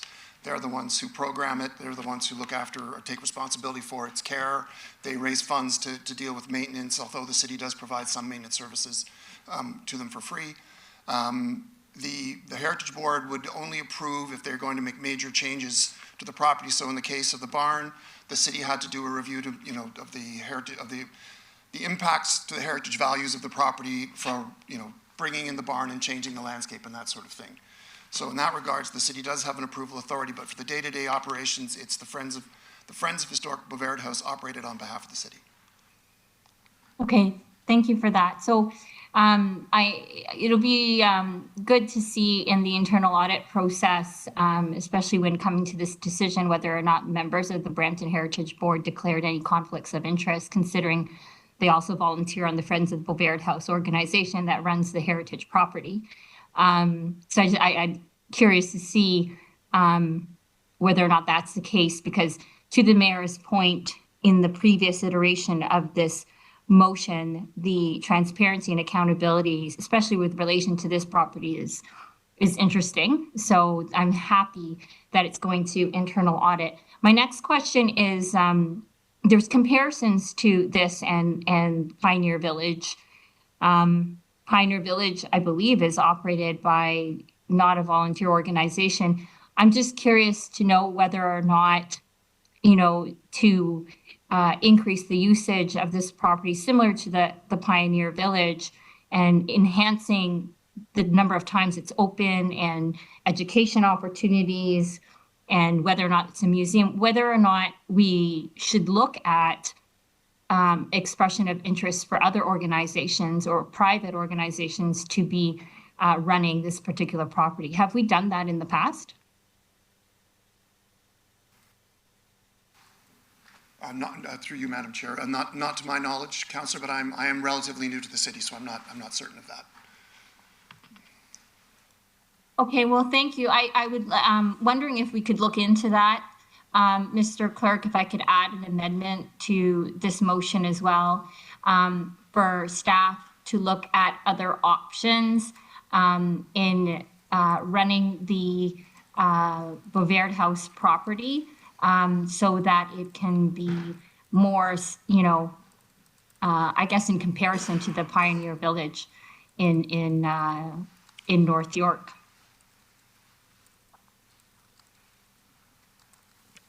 Thank you. Mayor Brown, you have the floor.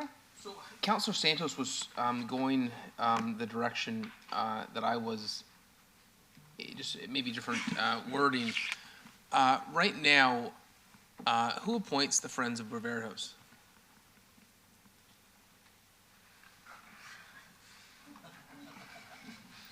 I'll just stay here.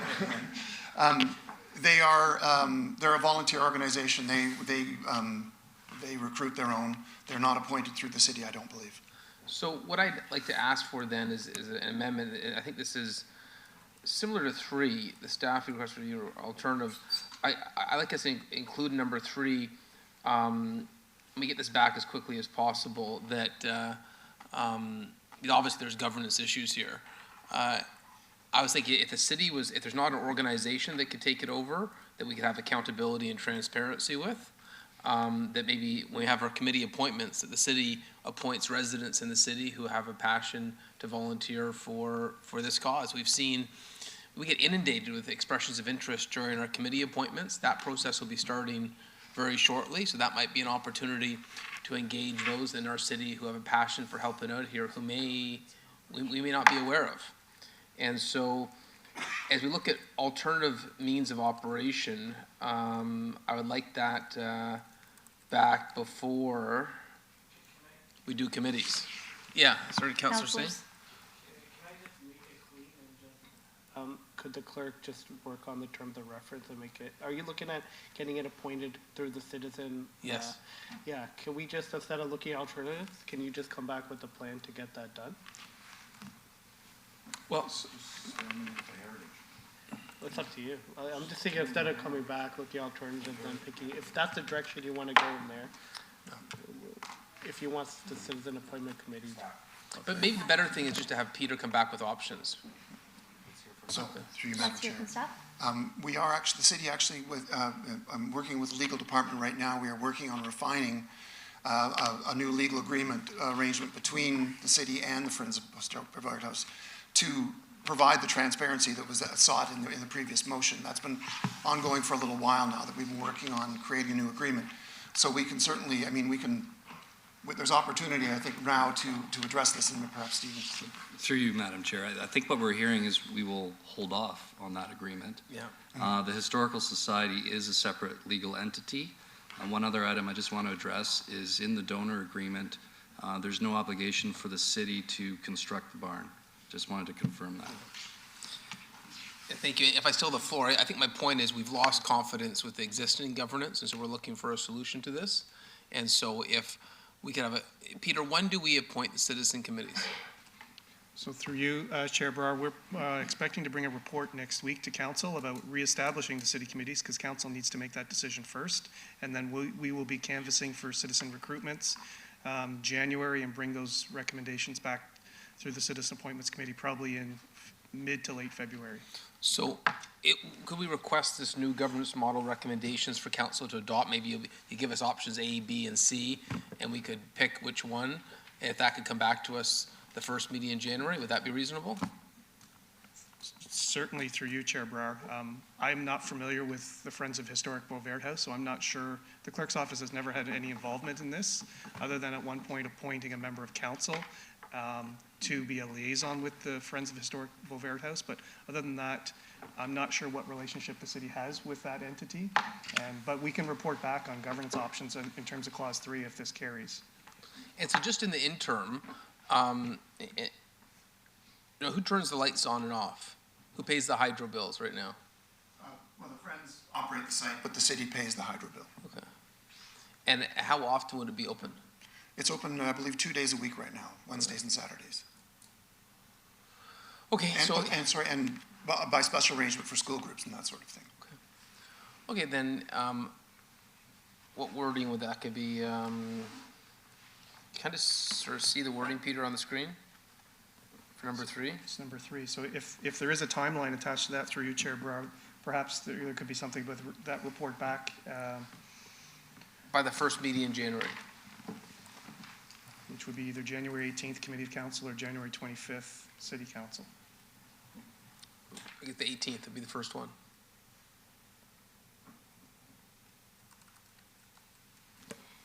Thank you so much. We have Councillor Medeiros on. You have the floor.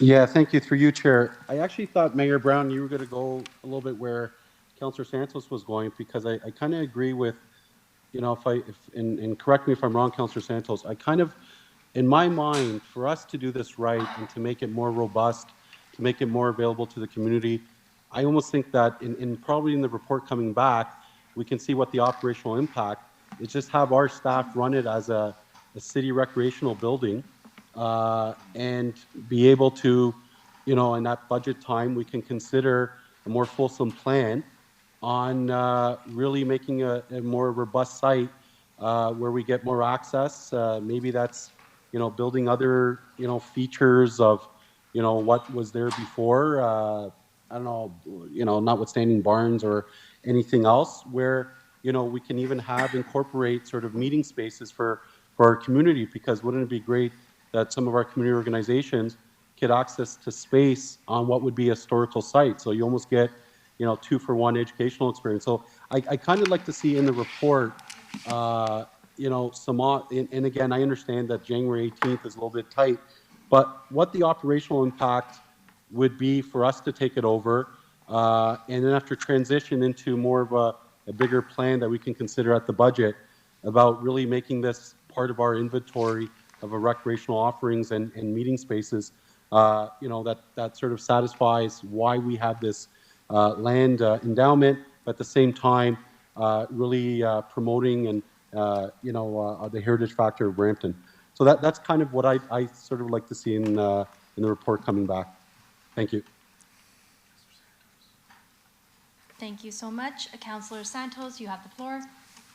Thank you so much, and through you, Madam Chair, and I hear Mayor Brown and Councillor Medeiros as well. I think one of the challenges if I could recall from the debate on this issue, which I followed and participated in fully, this property does not have museum status. Although it's self-identified as a museum, it does not have all of the qualifications that the province of Ontario would consider it as a museum. And so one of the options would be to find ways, whether or not that's through the city operating it or otherwise, or other organizations or what have you, to get that museum status. And the reason why that's important is because then we actually have access to grant funding from other levels of government as soon as it reaches museum status. So if you could just, when folks bring this back, also incorporate the funding options around a different operational model outside of the Friends of Bovaird House, because I believe that if we can actually achieve museum status, we get access to funding. Thank you so much. Are there any other speakers on this item? I have a motion moved by Councillor Singh.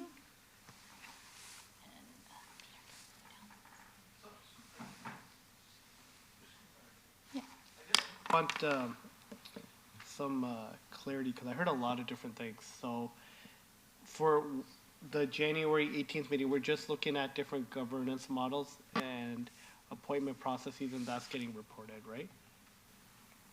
That's correct, through you, Chair. Yeah, we'll keep it at that, then we could talk about future growth plans and what we want to do, but let's get an organization and the governance straight, and then we can do all that, because I think that's a additional conversation and a longer conversation that we can have. But I look forward to this report coming back. Just wanted that clarity. Thank you so much. I have a motion moved by Councillor Singh that the resolution C330-2022 be referred to internal audit for review within its 2023 work plan, including the process whereby this resolution came about, the question of the payment origins, and the nature of the Friends of the Bovaird House organization. C330-2022, whereas the controversy in national media has caused public concern around the barn moved to the Bovaird House from Caledon.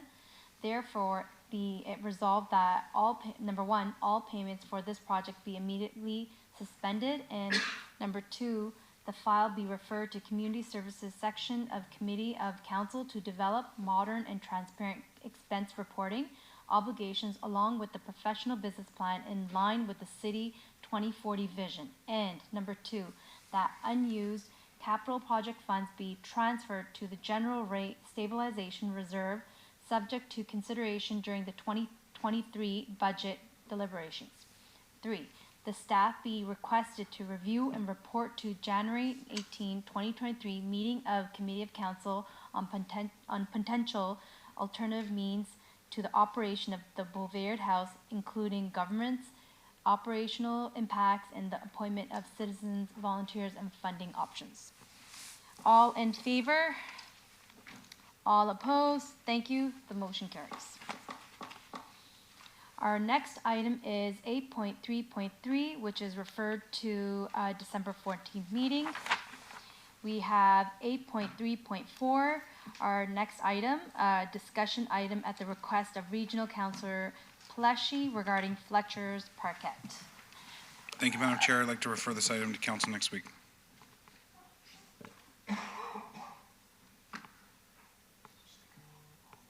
All in favor?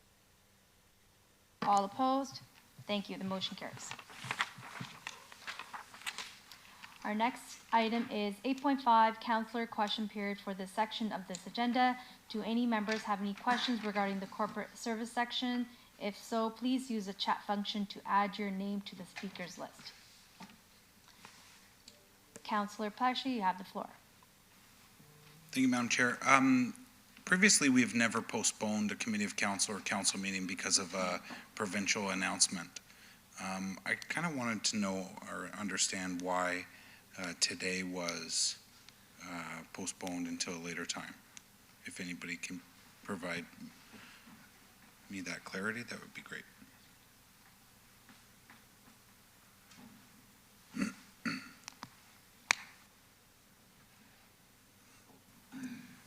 Through the chair to Councillor Palashi, it came to my attention that several members of council were going to be attending this meeting, the announcement this morning, and the clerk asked about moving the meeting forward.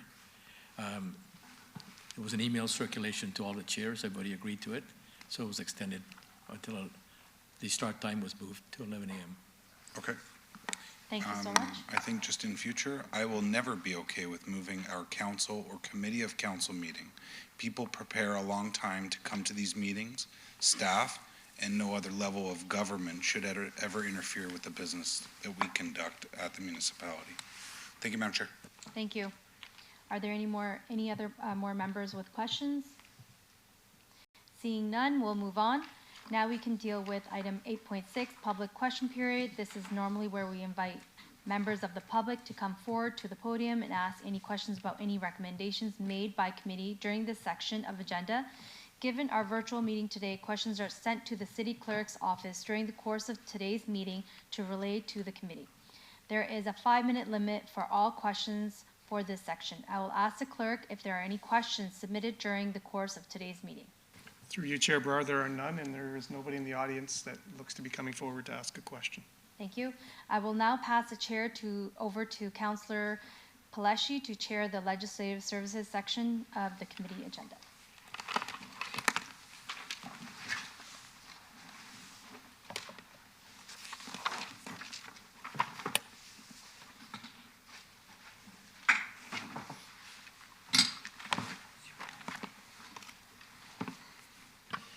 Thank you, Madam Chair. Members of council, we have no staff presentation reports. Item 921 was in consent. 922 was in consent. 923, staff report towing and storage working group recommendations, update bylaw, regulated towing and storage fee license. There was possible delegations, but there weren't any delegations. Councillor Singh, you kind of lean towards. Councillor Singh, you have the floor. Yeah. I just want to thank staff. I had good feedback from the industry as well. Thank you for everything. Thanks to Paul, JP, and James as well. It's not easy group to deal with, but I think we got a good path forward. So thank you, and look forward to supporting it. Members of committee, I have a motion moved by Councillor Singh to approve the staff report. All in favor? That carries. Next item is item 932, discussion item at the request of Councillor Santos, property standards enforcement. Thank you so much, and through you, Mr. Chair, this is now probably in every single meeting now since we've started this term, we've been talking about property standards. And thank you to the Acting Commissioner of Legislative Services, Paul Morrison, yourself, myself, and Councillor Palashi have been sharing with you kind of what we want to do here. So the motion I'm bringing forward is essentially that staff report back, similar to the licensing of landlords, because this goes hand in hand, quite frankly, that staff report back on options or the plan on proactive bylaw enforcement on property standards, to include possibilities for blitzes, seasonal blitzes, and increasing fines. And I'm looking at the commissioner to see whether or not that covers everything, if that's enough direction for you. And I'm hoping, and Commissioner Morrison, if you can let me know or let us know if that could come back by Q1 of 2023, as well as that licensing landlords report as well. Through you, Mr. Chair. Councillor, yes, it captures pretty much everything we had talked about and probably will be capable of doing. If we want to come back, I'd like to come back at the end of Q1.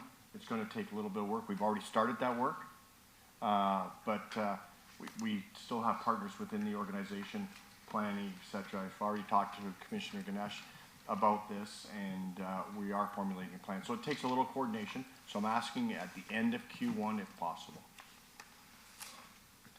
Okay, sounds good. The reason for my push for the timing is just because once the snow melts, that's when a lot of complaints come related to garbage on property and poor property standards, etc. So the faster we can implement proactive enforcement of property standards, I think the better. Residents are certainly asking us to act quickly. So thank you.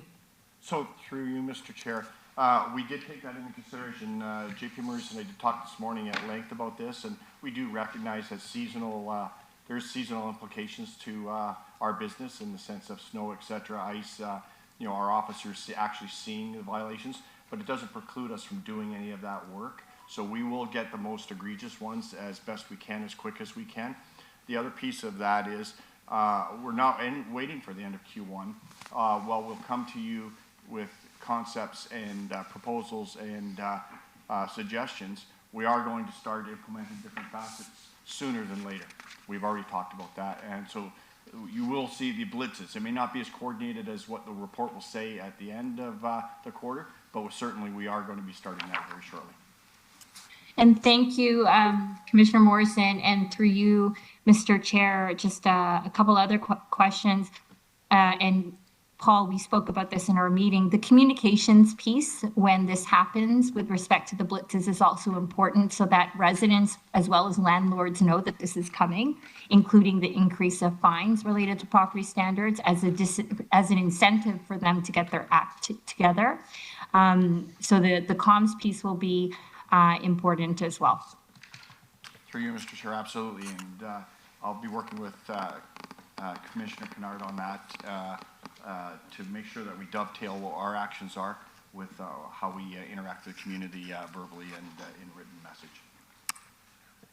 Thank you. And one final question through you, Mr. Chair, is about the fines and the tickets related to property standards. If you could just confirm that that's now part of the AMP system, and also confirm whether or not fines that are not paid, if they are tagged onto the property tax bill.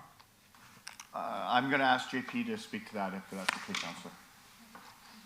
Through the chair, the excuse me, property standards bylaw was enacted in August, and as a result, we're able to issue non-parking penalty notices effective as of August.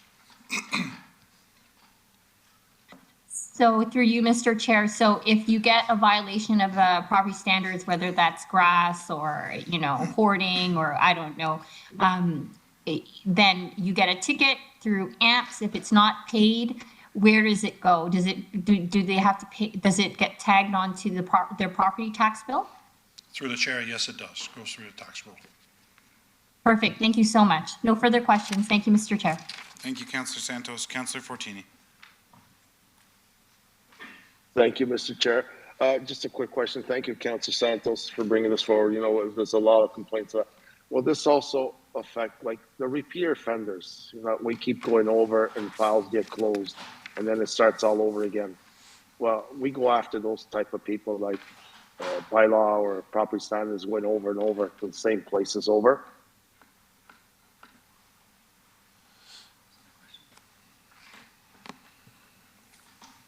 Through you, Mr. Chair, my understanding, Councillor, was you're asking about the repeat offenders and how we deal with them. I couldn't quite hear. I'm sorry. Yes, that's what I'm asking. We got some houses in mine in Councillor Powers area. We go over, and then once everything's cleaned, the file gets closed, and then a month later it starts over again. And the residents are always yelling at us councillors we're not doing our job, and I know we are, and property standards are, but how do we deal with these repeat offenders over and over? That, you know, do we actually just find them and away we go, and then, you know, because, you know, we keep going over and over at the same time at the same house? Absolutely. So, Councillor, through you, Mr. Chair, Councillor, part of that conversation I had with JP this morning was about the prolific or the serious offenders that are repeat offenders. So we're going to step up our focus on that. We're not going to go after the first-time offenders. We'll deal with them in a very cordial manner, but with the ones that are repeat, we're going to take a much harder stance. And the stance really still has to fall within a judicial framework of penalty. So where we can give amps, we'll give amps. And we all know amps is not to be a punitive, but to be encouraging to people to do the right thing.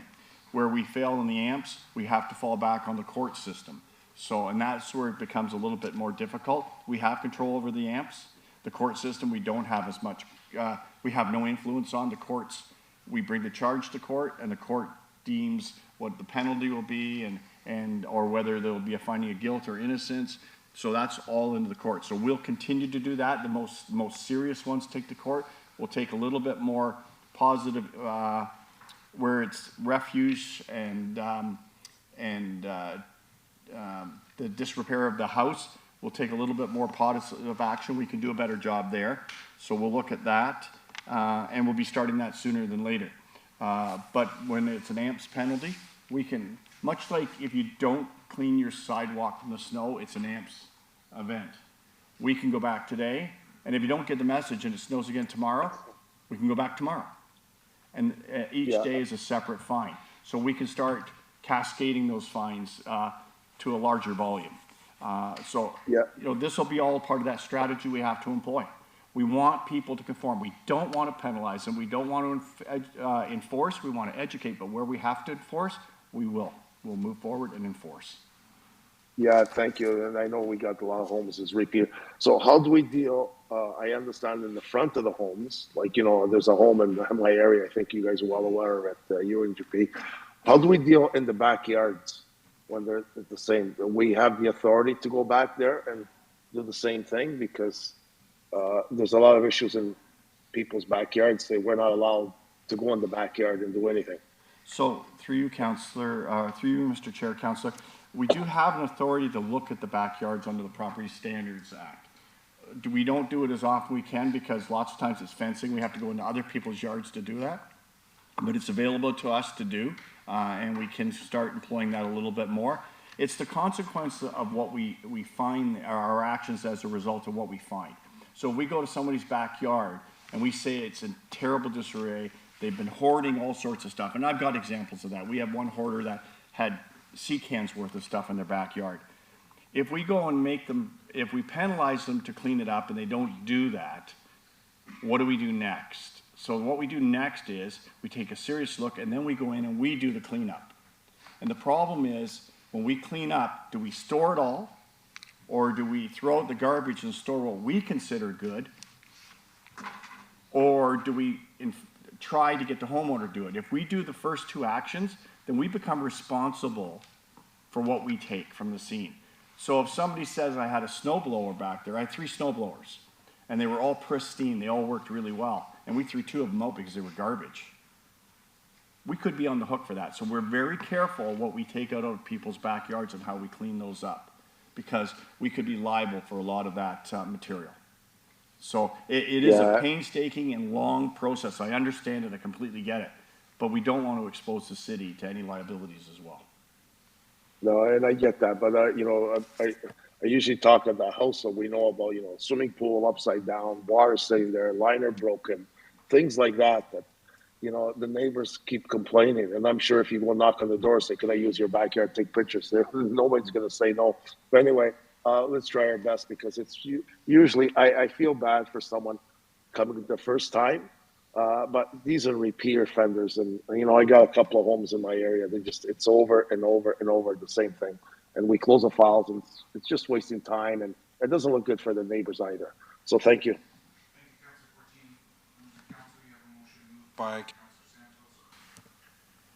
Thank you, Councillor Fortini. Members of Council, you have members of committee. You have a motion moved by Councillor Santos, taken as read. All in favor? That carries. Our next discussion item, 933, discussion item at the request of Deputy Mayor Singh, third-party advertisers in the municipal election. Deputy Mayor. Thank you. I know, I think, and the clerk could correct me if I'm wrong, I think third parties were introduced for the first time in the 2018 election. Through you, Mr. Chair, that's correct, and Shanika Hands is here to answer any questions. She is our municipal expert in this area. Okay. And how many third parties were registered in 2018? Do we know offhand, or just curious? So through the chair, in 2018, we had 9 registered third-party advertisers. In Okay. 2022, we had 5. And how many did we have this time? 5. 5? Okay, so we had more or less. So just from your experience, I guess, how was it monitoring third parties? And because I know there's a lot of requirements, were there a lot of complaints about third parties? I just wanted to get a feel from the staff side. So through the chair, anecdotally, in 2018, we didn't hear much from the third-party advertisers. Yeah, that's why I'm surprised we had 9, actually. Yeah. We're not really sure if there was much activity taking place. We usually hear about things through complaints that are being raised, and we didn't hear much in 2018. In 2022, we had 1 third-party advertiser that was particularly active, so we did hear about activity from that 1 third party. Yeah, and were there a lot of complaints this time, or just from? I'd have to go back and check, but there were some issues with a third-party advertiser. Okay, because my concern was watching from the outside, so I just wanted to hear from the staff experience, but from the outside, I thought it was quite animated, some of the stuff the third parties were doing, and it was very hard to you know, like statements were being made. I know certain councillors were also targeted, and fact-checking those third-party the messaging itself is very challenging, because who do you go to? You can't go to a lawyer. Nothing's going to happen within 30 days. City staff is so busy administering the election, and so keeping oversight over third parties, I think, is a challenge. And I feel like personally it was more open to being manipulated, and you know, it's hard to control those inaccuracies. And I know maybe Councillor Santos will also speak from experience. You know, she was pretty aggressively attacked on certain things as well, and I know, you know, I wouldn't say it was accurate messaging.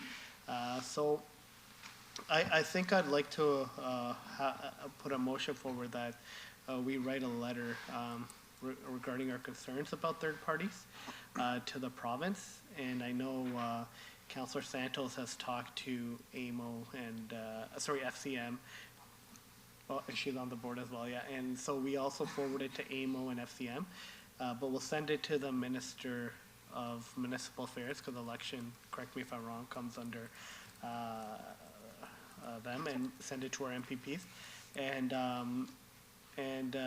I'll work with, if it's possible, and to the clerk, you correct me, I'll work with, if I could, work with yourself, and maybe we could have it as ready for next week to show to the members of council if they're okay with it, or the wording of the letter. Certainly. Through you, Mr. Chair. Well, what's the the clerk's best way to office do is a this? neutral party in the election. Pardon? So the clerk's office must be a neutral party in the election. So then I can work with the mayor to draft something. Okay, I'll work with the mayor, and we'll send it from the mayor then, on behalf of council.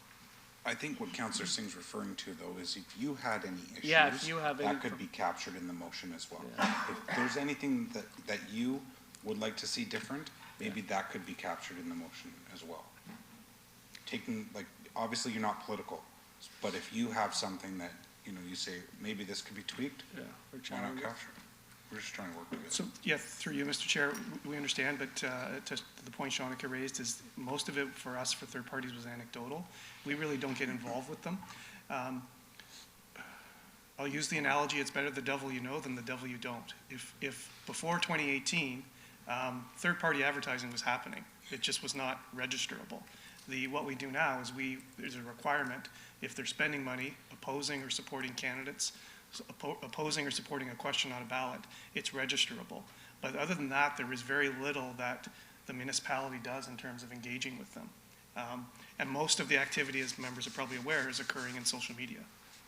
This time, some of it materialized in person, which we didn't see in 2018, to our knowledge. And mail-outs, a lot of mail-outs were done too, we saw. So, and it was concerning the language we used, targeting especially counselors. So I have a concern, right?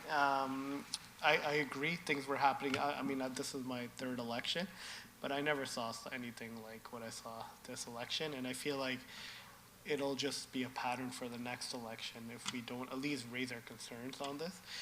Because as candidates or elected officials, you can't really go to the clerk, you can't go to the municipal, you can take legal action, but within 30 days, it's quickly hit and run, right? It's gone. It's hard to go after people, and the damage gets done really fast. So I think there are concerns around third parties, and I know my colleagues have been talking to other councillors across the different cities and at AMO and FCM, and it seems like there's concerns around with a lot of people. So maybe I'll work with the mayor on a letter, and maybe we can have it as correspondence, and everybody can see it before we ratify it and send it. Thank you, Councillor Singh. Councillor Santos. Thank you so much, Deputy Mayor Singh, for bringing this issue up. Indeed, I was heavily targeted and attacked with third-party advertising for the duration of the campaign. And a lot of it was manipulated and fabricated images and messaging. And you described it very well, Councillor Singh, as a hit and run. And from the perspective of being a victim of those third-party ads, it was very difficult in the heat of a campaign to actually respond to, because there was nowhere to go and you had no idea who was behind it. That being said, at FCM in Ottawa today, this morning, I participated on a panel regarding online harassment and misinformation and the impact it has on elected officials. And in that panel discussion, coincidentally this morning, Councillor Singh, I mentioned that you're going to bring forward a motion, by the way. They were all very happy. But it's not uncommon. It was not uncommon just for Brampton and for me. In fact, my colleagues from around the country had shared with me, which was somewhat of an unfortunate relief, that they also experienced similar attacks as well. Unfortunately, what's really interesting is that the majority of those who were complaining were women. And so I really appreciate this. And in my panel discussion and some of the town hall discussion today at FCM, I made a suggestion, and actually I didn't make the suggestion, they did. They want to be CC'd on the correspondence. So an amendment to the motion is that this motion and communication be CC'd to FCM as well as AMO. And just a note for folks that my next board meeting at FCM is in March, followed by an AGM in June. And it's an opportunity for us to find some level of accountability and control over these third-party advertisers who, in the panel discussion today, someone shared that it's actually an attack on democracy when third-party advertisers can get away with such manipulation, fabrication, and misinformation with zero accountability. So thank you, Councillor Singh, for bringing this forward.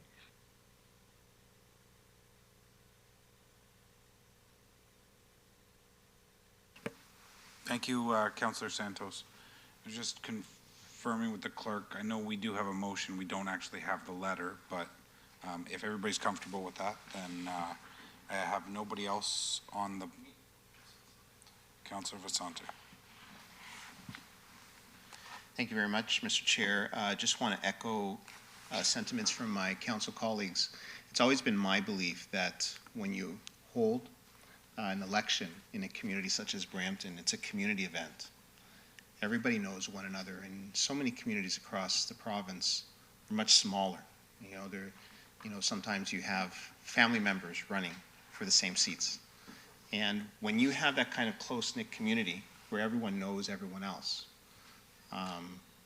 it's very transparent and open. And what we saw in this election, and even in the previous election as well, you have third parties that are hiding behind unknown persons that are unknown to any of us. And they are trying to affect outcomes of elections without us even knowing who they are and what their real motivations may be.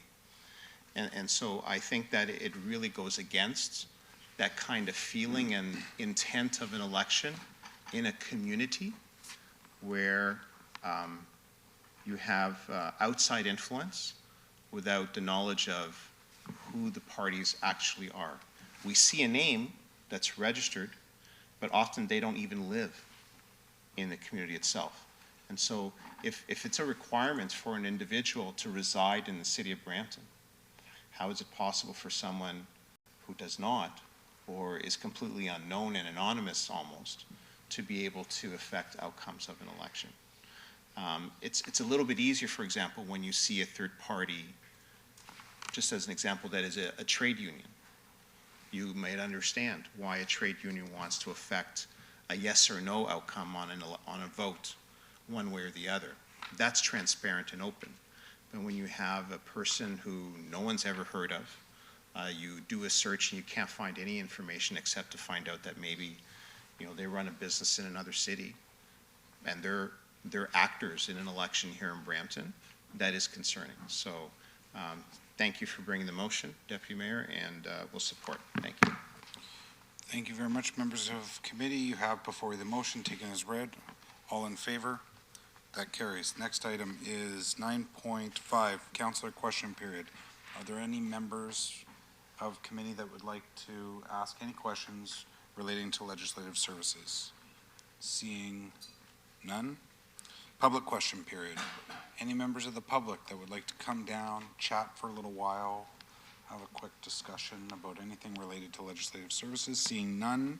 Anybody online or coming in? I now pass the floor over to Councillor Tour.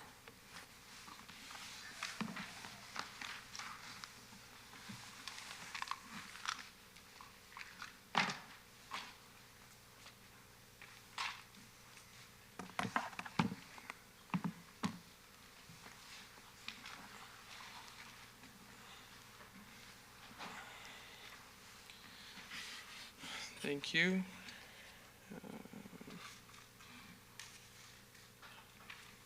Okay, so item 10.2.1 was moved in consent. So just moving to other business, Councillor Singh added an item 10.3.1. Thank you. So I do have a motion for this that I had sent to the clerk. On the email. It's okay. We can draft it too. So basically, I'll start with the preamble. We have a medical school coming, which is an amazing project for the city of Brampton. And we want to build sort of around the medical school. So I thought it would be important to have a medical innovation committee set up at the city of Brampton to help attract businesses around the medical school and medical industry. So keep a laser focus on the medical innovation and have various stakeholders at in the committee, including from Brampton Board of Trade, William Osler, businesses, and have it as one of our main committees so that we're focused on it. So I guess is it up or I can go through. Through you, it's just for you Chair to Tour, my apologies. I didn't see it in an email that was sent. I'm just sending it to Charlotte now, but I'll read it. That the city clerk work with the CAO and Toronto Metropolitan University to create a terms of reference for a medical innovation committee. Yeah. And it would include the chair and vice chair of planning, on, as representatives, as well as the chair and vice chair of Economic Development section. Yeah, please add a CAO, ECDev, and planning as well, the director and the commissioner. Sorry. So through you, Chair Tour, we, as mentioned earlier, we are bringing a report to council next week, so we'll include the terms of reference in that report. Okay, thank you.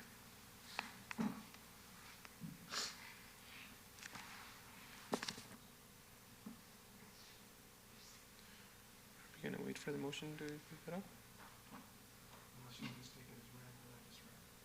Yep, you'll include that ECDev and planning, right? And that, the commissioner and the director, okay. Yeah, We'll so take it as read.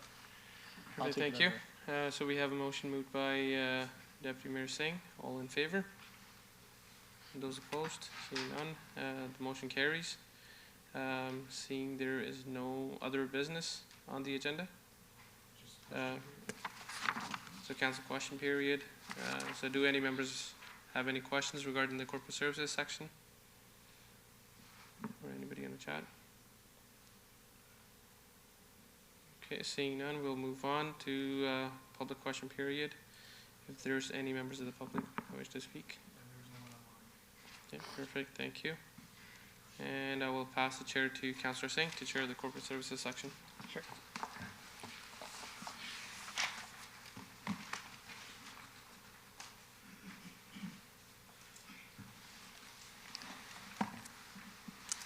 Thank you, and beginning with the corporate services section, 11.2.1 was in consent, 11.2.2 was in consent, 11.2.3 was in consent. Moving on to 11.3.1, which is a discussion item at the request of myself regarding City of Brampton's 50th anniversary, on January 2024. So just wanted to know, I've had a few residents reach out to me. I guess I'll give myself the floor. I had a few residents reach out to me, as this is a very important day, especially for people who've been in Brampton for a long time. So just wanted to know what we're planning on doing, and maybe if we need to set something like a committee or something, not like a formal committee, but like a committee to make sure we make it a memorable 50th for the city of Brampton.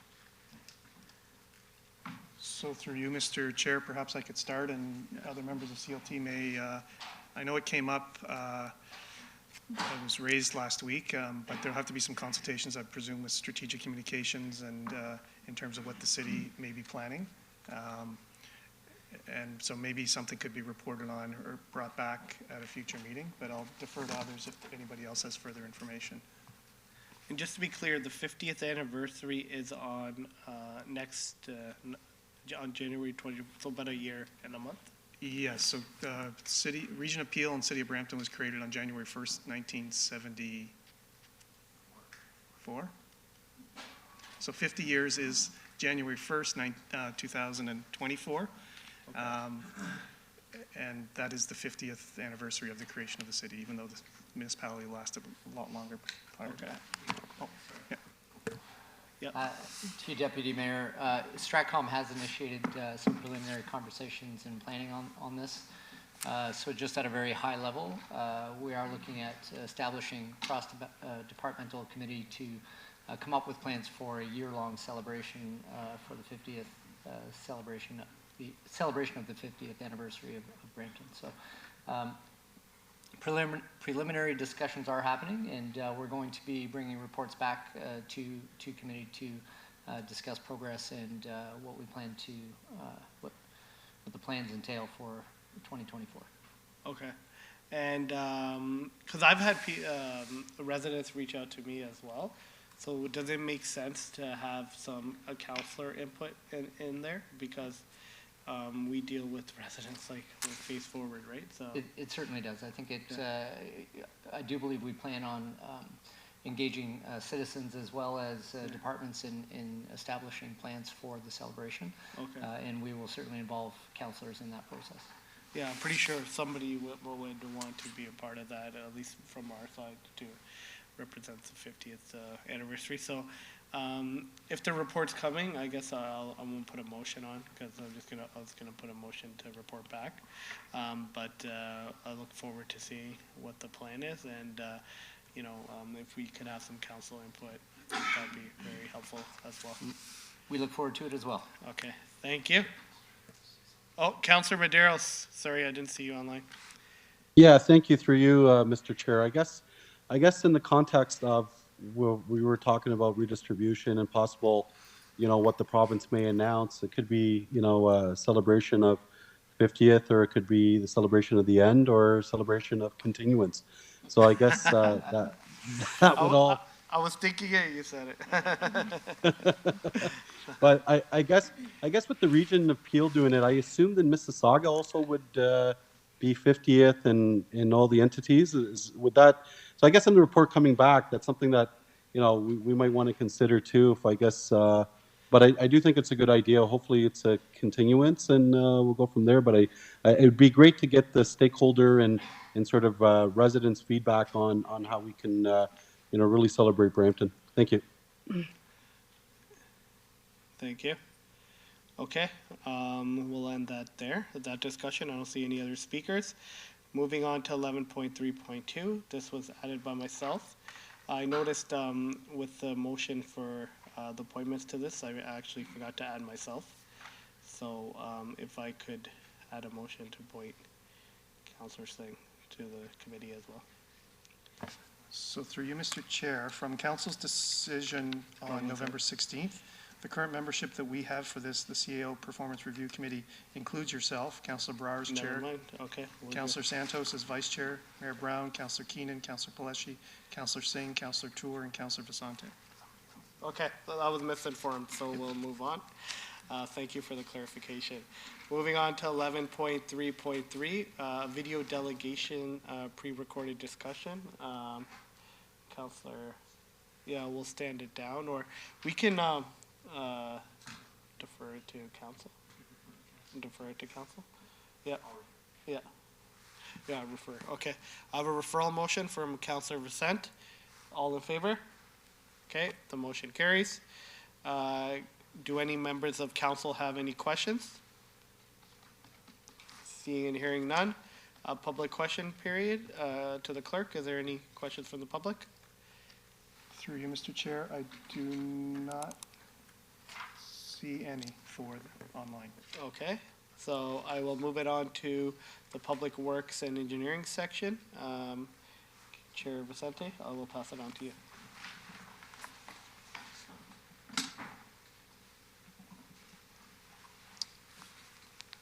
Thank you, Deputy Mayor. Members of committee will now move on to item 12.2.1, a staff report regarding related concerns on Marmor Place, Ward 7. Held this item on behalf of Councillor Keenan. Councillor Keenan, floor is yours. Yes, thank you. I realize that this is a report coming for the parking and stuff in front of schools. And in our conversations yesterday, I know that this has been an issue for me and Councillor Maderos. In our ward, we have a few schools that also have the same issues, and I'm seeing that this report is addressing one particular school. So what I'm recommending is that we do ward pairing meetings, because I'm sure that other councillors have these same issues in their wards with particular schools. And I'm not saying it's every school, because newer schools have those kiss and rides. It's more of the older schools that we have the issues with. And it's the safety concerns, right, of cars sitting there, kids trying to cross the streets, doing U-turns. Like, we heard it at the doors for sure. So I just want to make sure that we can build on this for not just for like Ward 7, but for all council to have their input in where they may have schools that they know of that need the same situations taken care of. So I'm not sure how to put that, because this is, like, we can accept this report, right? But also ask for staff to, ask the staff to just do ward pairing meetings, seeing what other councillors are interested in or have schools that also need to be addressed. Okay, thank you. So we have staff direction. And so we have a motion moved by Councillor Keenan?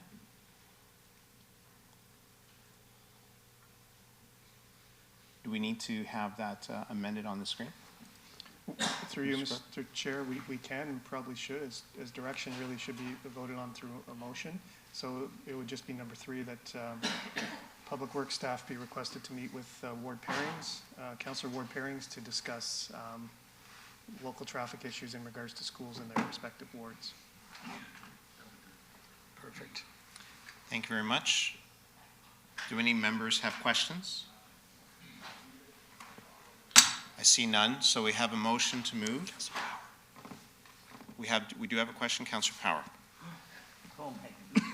I'm sorry. Thank you. Floor is yours. Mr. Chair, look out now. Can we also include in that, I know in our ward specifically, Ward 7, and I'll use Finchgate for example, newly installed bike lanes right along the school, and that's an issue as well. So can we include bike lanes in there along schools, if we're going to look at that? Please. I can't take any more phone calls and emails. Thank you. So through you, Mr. Chair, so yeah, this is a site-specific report, but committee's not moving direction, but if the third clause recommendation is staff be requested to meet with ward pairings to discuss similar concerns in their respective wards in the vicinity of schools, including traffic and cycling issues. And then any implementation that may result from that would have to come back through appropriate staff reports, particularly if it involves an amendment to the traffic bylaw. Mr. CAO? Through the chair, the initial motion, because it speaks in general terms of traffic conditions and meeting with the ward peers, as they meet with the ward peers, cycling can be identified as an issue and addressed that way. Very good. Any further questions, Councillor? No, thank you. So we have a motion moved by Councillor Keenan. All in favor, any opposed? That carries. Members of committee, our next item is item 12.3.2, a discussion at the request of Mayor Brown regarding the use of traffic cameras for accident investigations and careless driving deterrence. The mayor is not here, so Mr. Clerk, can we stand that down until after return from closed session? Very good. Okay. And next we have councillor question period for the Public Works and Engineering section. Do any members have questions? I see none. And now we move on to public question period. Mr. Clerk, do we have any questions from members of the public with regards to today's committee? Through you, Mr. Chair, there are none for this section or none generally. Very good. So referred matters list is our next item. Do any members have questions with respect to the referred matters list? I'm seeing none. And Mr. Clerk, in terms of public question period for today's meeting, there are no questions. So we now move on to closed session. I will ask the clerk to summarize. Thank you. So the mayor has arrived. So Mr. Clerk, we will move back to item 13.3.2. Mr. Mayor, the floor is yours. Can we put which item it is on the screen? With respect to traffic cameras and accident investigations. Okay, yes. So we'll deal with 12.3.2, discussion at the request of Mayor Brown regarding the use of traffic cameras for accident investigations and careless driving deterrence. So we had a horrifying incident, I think about a month ago in Brampton, and there was an incident where there was one pedestrian killed in a traffic, and then the Good Samaritan trying to help was killed as well. Did Council remember that incident? You read the details and just horrifying.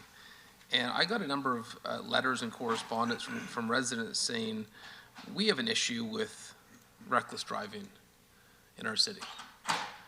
And I wish it wasn't the case. It is.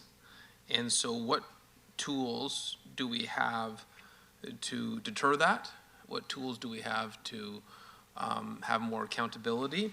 And so I understand there are other cities that use additional traffic cameras so that if there is a hit and run that it's easier for there to be investigations, and frankly, it acts as a form of deterrency. If people know that there's a camera, then they're not going to be as reckless. And so I'd just like to know, maybe this is a report back for budget, what the cost would be to have additional cameras, what we're allowed to do legally, and see what other cities do. For example, how does Toronto handle this? How does Vancouver handle this? New York, yeah, don't limit it to the city of, or don't limit it to Canadian cities. I just, you can't read that article of what happened and your heart not sink. It's just, we've had too many of these incidents of reckless driving, and I know 98%, 99% of the city drives responsibly, but there is that 1% that shows a complete disregard for their neighbors. And if there's any tool we can do to raise the level of decorum on the roads, and I'd love to look at using that tool if there's a cost, then so be it if it means a greater level of public safety. Because in one of these incidents, whether it's reading an article about, a child that's hit or a mother or father, these are families are shattered because of this. So I want to do everything possible and everything within our means to make sure we can improve driving safety in our city. Thank you very much, Mayor. We have speakers to the motion. Councillor Pleshy. Thank you, Mr. Chair, and thank you, Mayor Brown, for bringing this forward. That was a horrific accident, and I probably save everybody the details of what happened. And the mayor's talked about this in the past, but what we've also talked about is utilizing sometimes some kind of smart technology for the red light system, for our traffic system, to see if we can get better flow and stuff across the city. And I think this is just another opportunity that we could have and look at other municipalities around the world to see what else is out there, what can we incorporate at the city of Brampton, because you watch the news and it's unfortunate that when the news when they state an accident in Brampton, they make sure to use the municipality's name, and when there's accidents outside of Brampton, they usually use just the intersections, which is so unfortunate that Brampton's got this dark cloud over their head when you're talking about drivers' habits, vehicles. But that being said, we've had the conversation before about what kind of technology we can implement throughout the city, and I think this is just another opportunity for us to look at what's out there and what we can implement here at the city. Let's not be following other municipalities that are around the GTA. Let's be leading. Thank you, Mr. Chair. Thank you very much, Councillor Pleshy. So we have a motion moved by Mayor Brown. No further questions. All in favor, any opposed? That carries. So continuing on, then we will now move on to closed session. I will ask the city clerk to summarize for us and for the public items that are to be dealt with in closed session. Through you, Mr. Chair, there are 6 items for closed session.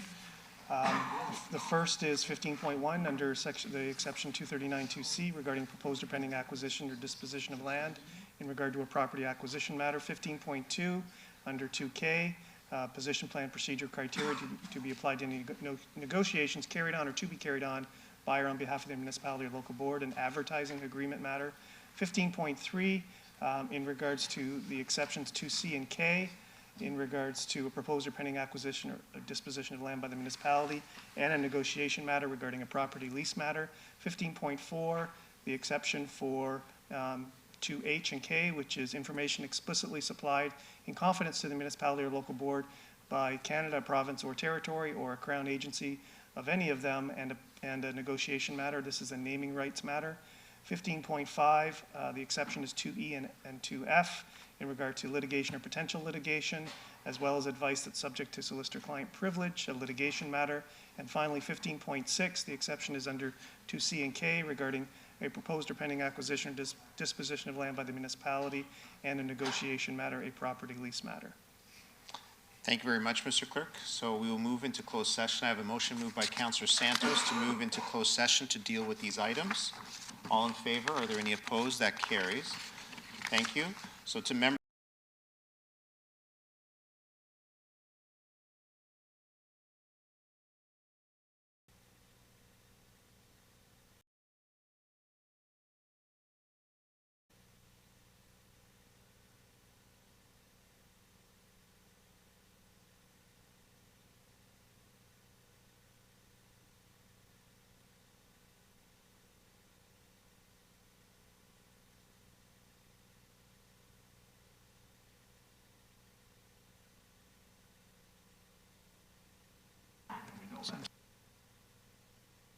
So members of committee, just before we get started at 6:40, the members I do see participating online, I see Councillor Santos, Councillor Paleshi, Councillor Fortini, and Councillor Medeiros. I don't see any other members right now. Members in chambers are Councillor Singh, Councillor Tour, Councillor Power, Chair Vicente, Councillor Brar. So Mr. Chair, we do have a quorum. Thank you very much, Mr. Clerk. Members of committee, we just came out from closed session. I'll ask the clerk to summarize what happened in our closed session meeting. Through you, Mr. Chair, to members of committee, the first item, 15.1, was an open meeting exception under Section 239(2)C of the Municipal Act, a property acquisition matter. That item was considered. Direction was given, including direction that a motion be considered in public.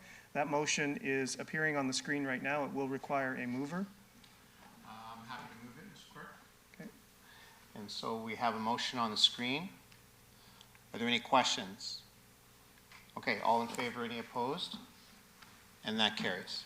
The next item was 15.2, under the exception under 2K of the Municipal Act, a negotiation matter regarding an advertising agreement matter. That item was considered in closed session, and direction was given, including direction that a public motion be considered. That motion is on the screen and requires a mover. May I have a mover? Councillor Power. Any questions? Comments? All in favor, any opposed? And that carries. The next item was 15.3. The exception was 2C and 2K, so a negotiation matter and a proposed or pending acquisition or disposition of land by the municipality, a property lease matter. This item was considered in closed session and direction was given to staff. The next item is 15.4. The exceptions were 2H and 2K. Information explicitly supplied in confidence to the municipality or local board by Canada, province or territory or crown agency or any of them, and a negotiation matter. This is in regards to a naming rights matter. This item was considered in closed session. Procedural direction was given to refer this matter to the December 14th City Council meeting. Item 15.5, the exception was 2E and 2F, litigation or potential litigation, and advice that's subject to solicitor-client privilege. A litigation matter. This item was considered in closed session and direction was given to staff. And finally, 15.6, the exceptions under 2C and 2K, a negotiation matter and a proposed or pending acquisition or disposition of land by the municipality, a property lease matter. This item was considered in closed session and no direction was given on this matter. And Mr. Chair, that concludes the report out for closed session. And just a reminder, there was item, I believe it was 12.3.1. Yep. So members of committee, we're now going to deal with an item that we missed, 12.3.1. At the request of Regional Councillor Santos regarding stormwater management ponds and beaver concerns. Councillor Santos. Thank you through you, Mr. Chair. Instead of referring this, I'm just going to make it really quick. One quick question for staff. When some of these stormwater management ponds were being built, did we anticipate beaver populations moving in? I'll ask staff to respond.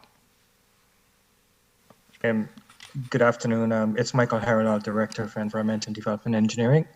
Through the chair, no, that's not a consideration when we're designing these ponds, but it has turned out to be an operational issue that staff are dealing with. We've been dealing with beavers for a number of years now. So, you know, there are things that we do on a regular basis, such as inspecting our stormwater ponds. If there's a blockage, we'll take care of that. We sometimes install deterrent devices on stormwater pond outlets where beaver problems are recurrent. So it is an ongoing process. We are in conversations with our other municipalities in Peel Region, just sort of collaborating on best practices for beaver management, and perhaps, developing a program that is consistent across all the municipalities in terms of how we deal with this, because it's a very challenging problem, and beaver population controls and some of the other things that would come to your mind first and foremost are not really the answer. So there is a lot to discuss about beavers, but I'm not sure how much the councillor wants to get into this at this time. For sure. I don't want to get into it this time because certainly Councillor Vicente and I hear it often from our residents. And unfortunately, it is becoming an operational issue as the beavers swim south from Caledon and have babies in stormwater management ponds in Brampton. I know of 3 or 4 stormwater management ponds just within wards 1 and 5 where we've received numerous complaints and issues. And I would hate for the residents to take matters into their own hands, if I could be so blunt.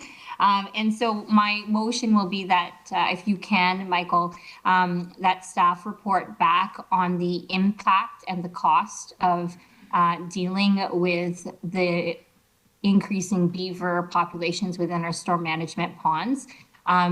There are costs, and Michael, correct me if I'm wrong, there is no consolidated report or number right now in terms of the ongoing operational costs to deal with these beavers?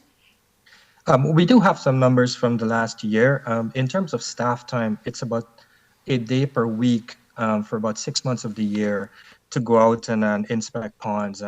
So that's about $8,500 in staff time. And then removing beavers via a licensed trapper through Animal Services.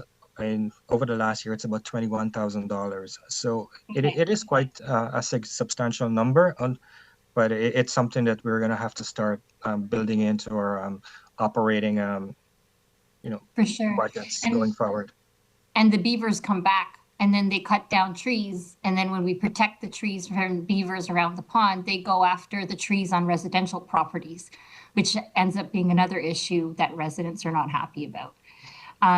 So if we can just get a report back on the impact and costs, and also, if I may ask for recommendations on how to deal with this issue moving forward. And finally, what was I going to ask? There was one other thing and it has slipped my mind. But yeah, just a report back on those items would be great. Noted, Councillor. Did I miss anything, Councillor Vicente or Chair Vicente? If I may just offer some assistance, I think that the last item was, what are we currently doing to remove them? Yes. Yeah. Correct. Oh, yes. And you just reminded me also, are we now that we've learned our lesson with beavers, or learning our lesson with beavers now, are we going to, in the design of future stormwater management ponds, preemptively design them so that we don't have to deal with beavers? We have, through the chair, we have retrofitted a couple of stormwater ponds to deal with beaver issues. And that is something that we may have to look at in the future in certain areas where beaver problems are recurrent. If it's a one-off, it's easier, it's cheaper to just go out and remove any blockages. But if it's something that happens multiple times per year at the same location, then perhaps we can install things like a grate over the inlets and the outlets of the pond. We've done that on at least one stormwater pond, and we're designing it to be installed at another one in the future. Okay, wonderful. I'm hoping that's enough direction in the motion for staff. Thank you. Thank you. Thank you, Councillor Santos, looking for solutions. I see no other speakers on the board. Anyone opposed to the motion? That carries. Members of committee, our last item of business is item 16, adjournment. Committee is next scheduled to meet on Wednesday, January 18th of 2023 at 9:30 a.m. I have a motion moved by Councillor Santos to adjourn today's meeting. All in favor? Any opposed? And that carries. Thank you, everyone, and have a wonderful evening. We'll see you back soon.